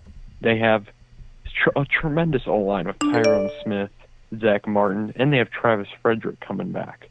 Right. So that's just phenomenal too. And they have Amari Cooper, Dak, Dak's still looking for his money, Zeke, Amari too. But the Jason Witten, I feel like, is there to, just what's the word, to develop Blake Jarwin. He's only there for a year, so it's just going to be a quick development, and he'll probably go back into retirement. But I feel like the Cowboys' offense is stable if Zeke is there. I agree with what you're saying. If the Cowboys are in sync and Zeke is there and everybody's happy, I think the Cowboys are my pick to win the NFC East. And then I'll just get to the defense, and I'll just give you my prediction on the whole Eagles little thing, too, and then the Cowboys. But, see, the defensive side of the ball is where I like it a lot, because you have one of my former defensive coordinators from Seattle, Chris Richard, who I think is a very underrated defensive coordinator. He's very good. He was getting head coaching opportunities last year. He's good. Yeah. And, I like the linebacking core of Vander. Arguably the best, very great linebacking core. Yeah, I can never pronounce his name. Is it Van Der Esch, or what is it? Yeah. Leighton Van Der Esch. Okay, Van Der Esch. Okay, so I was saying it. Okay. And then they have DeMarcus Lawrence on the defensive line. They added Robert Quinn, who I like coming over from Miami. And Sean Lee, I don't think that will be playing a lot this year. But, he's always a great motivated piece because he's an experienced veteran. And they do still have Rob Marinelli, too, helping out Richard with the play calls, which Rob Marinelli, he's a really good play caller, too. The only thing that really might set the Cowboys back is how Garrett coaches the team this year, I think. Because, well, that's the biggest question mark with the Cowboys is the head coach. And that's never a good question mark. You never want your head coach to be a question mark. That could be what holds them back. Yeah, and then I'll just give you my record for the Cowboys, and then I'll just touch on the Eagles just for a minute, and then I'll just get off because I know you want to take one more call. I know I've been a pest to you tonight. Just want to talk football, but I love talking football. I hear you, Brent. Don't worry about it, Brandon. Yeah, and so I think the Cowboys with Zeke, not without Zeke, with Zeke, they're 12-4. I think 12-4, 13-3. I think I'm that high on them this year to actually do something in the NFC this year. I just want to respond to I don't even thank you for tuning in, and you don't look familiar. I'm sure you watch my videos. It's Esils. He says you should start handicapping NFL games when the point spreads come out. I plan on doing that. A lot of people do pick videos. I'm going to give you picks, but I'm also going to do it against the spread. I'm going to do that on my channel this year. So I'll definitely be doing that. I love doing that. I love doing the spreads. So you will see that on my channel. My plan is I think I want to have a new guest on every week, and we talk about the point spreads. So I'm definitely doing that this year. It's Hills. That's an idea I had. But go ahead, Brandon. Yeah. I'm just going to touch on the Eagles real quick, and then I'll just, I'll let you get to one more. But so the Eagles, what I think about the Eagles is Doug Peterson, phenomenal coach, one of the top coaches in our league. Carson Wentz coming back from one of his many injuries as a quarterback, And they do have solid running back depth, I think, with Jordan Howard, and Jay Ajayi. I think he's still on the team right if he comes back. I'm positive, and then their wide receiving core of Jeffrey Aguilar, and they have one of the best tight ends in football in Zach Ertz, no doubt. And the thing about the Eagles is how the defense is going to play, because the Super Bowl run they played really good, and then the year later they came back a little. I don't know, they weren't consistent like they were the Super Bowl run, but they still do have a good defense with a good play caller in Jim Schwartz. I think he didn't do good over in Detroit as a coach, but I feel like that he can elevate that defense to their probably Super Bowl form, because they did add Malik Jackson. What a great pass rusher, in my opinion. Mm-hmm. And I think the Eagles are 9-7 or 10-6. That's what I got them at, 9-7 or 10-6. I'm right with you on the Eagles. Yeah, because I'm just not. I don't know what Wentz will do coming back. I'm pretty sure he'll be elite again, like he always was in the Super Bowl run. He got injured, but I do think the Eagles can make some noise in the NFC. I just don't want to call. I just don't want to say that they're 12-4, 13-3. I don't think they are. I don't think they are. Just if I haven't seen Wentz fully healthy for a season. That's all. That's what I'm saying. But Brandon, you know, I'm gonna let you go. I just wanted to get that across. Yeah. You know, I appreciate. I appreciate you being a great subscriber and calling in, and always love talking football with you, buddy. For sure, and I want to for sure talk more football this season. For sure. I'm going to be doing the show at at least once a week, if not twice. So I'm going to have a lot of calling shows in season. I know a lot of people are going to want to talk football. Yeah. So I'll definitely Sure. have got calling shows. Yeah. All right, buddy. Thanks for having me on. Peace. You got it, my man. You got it.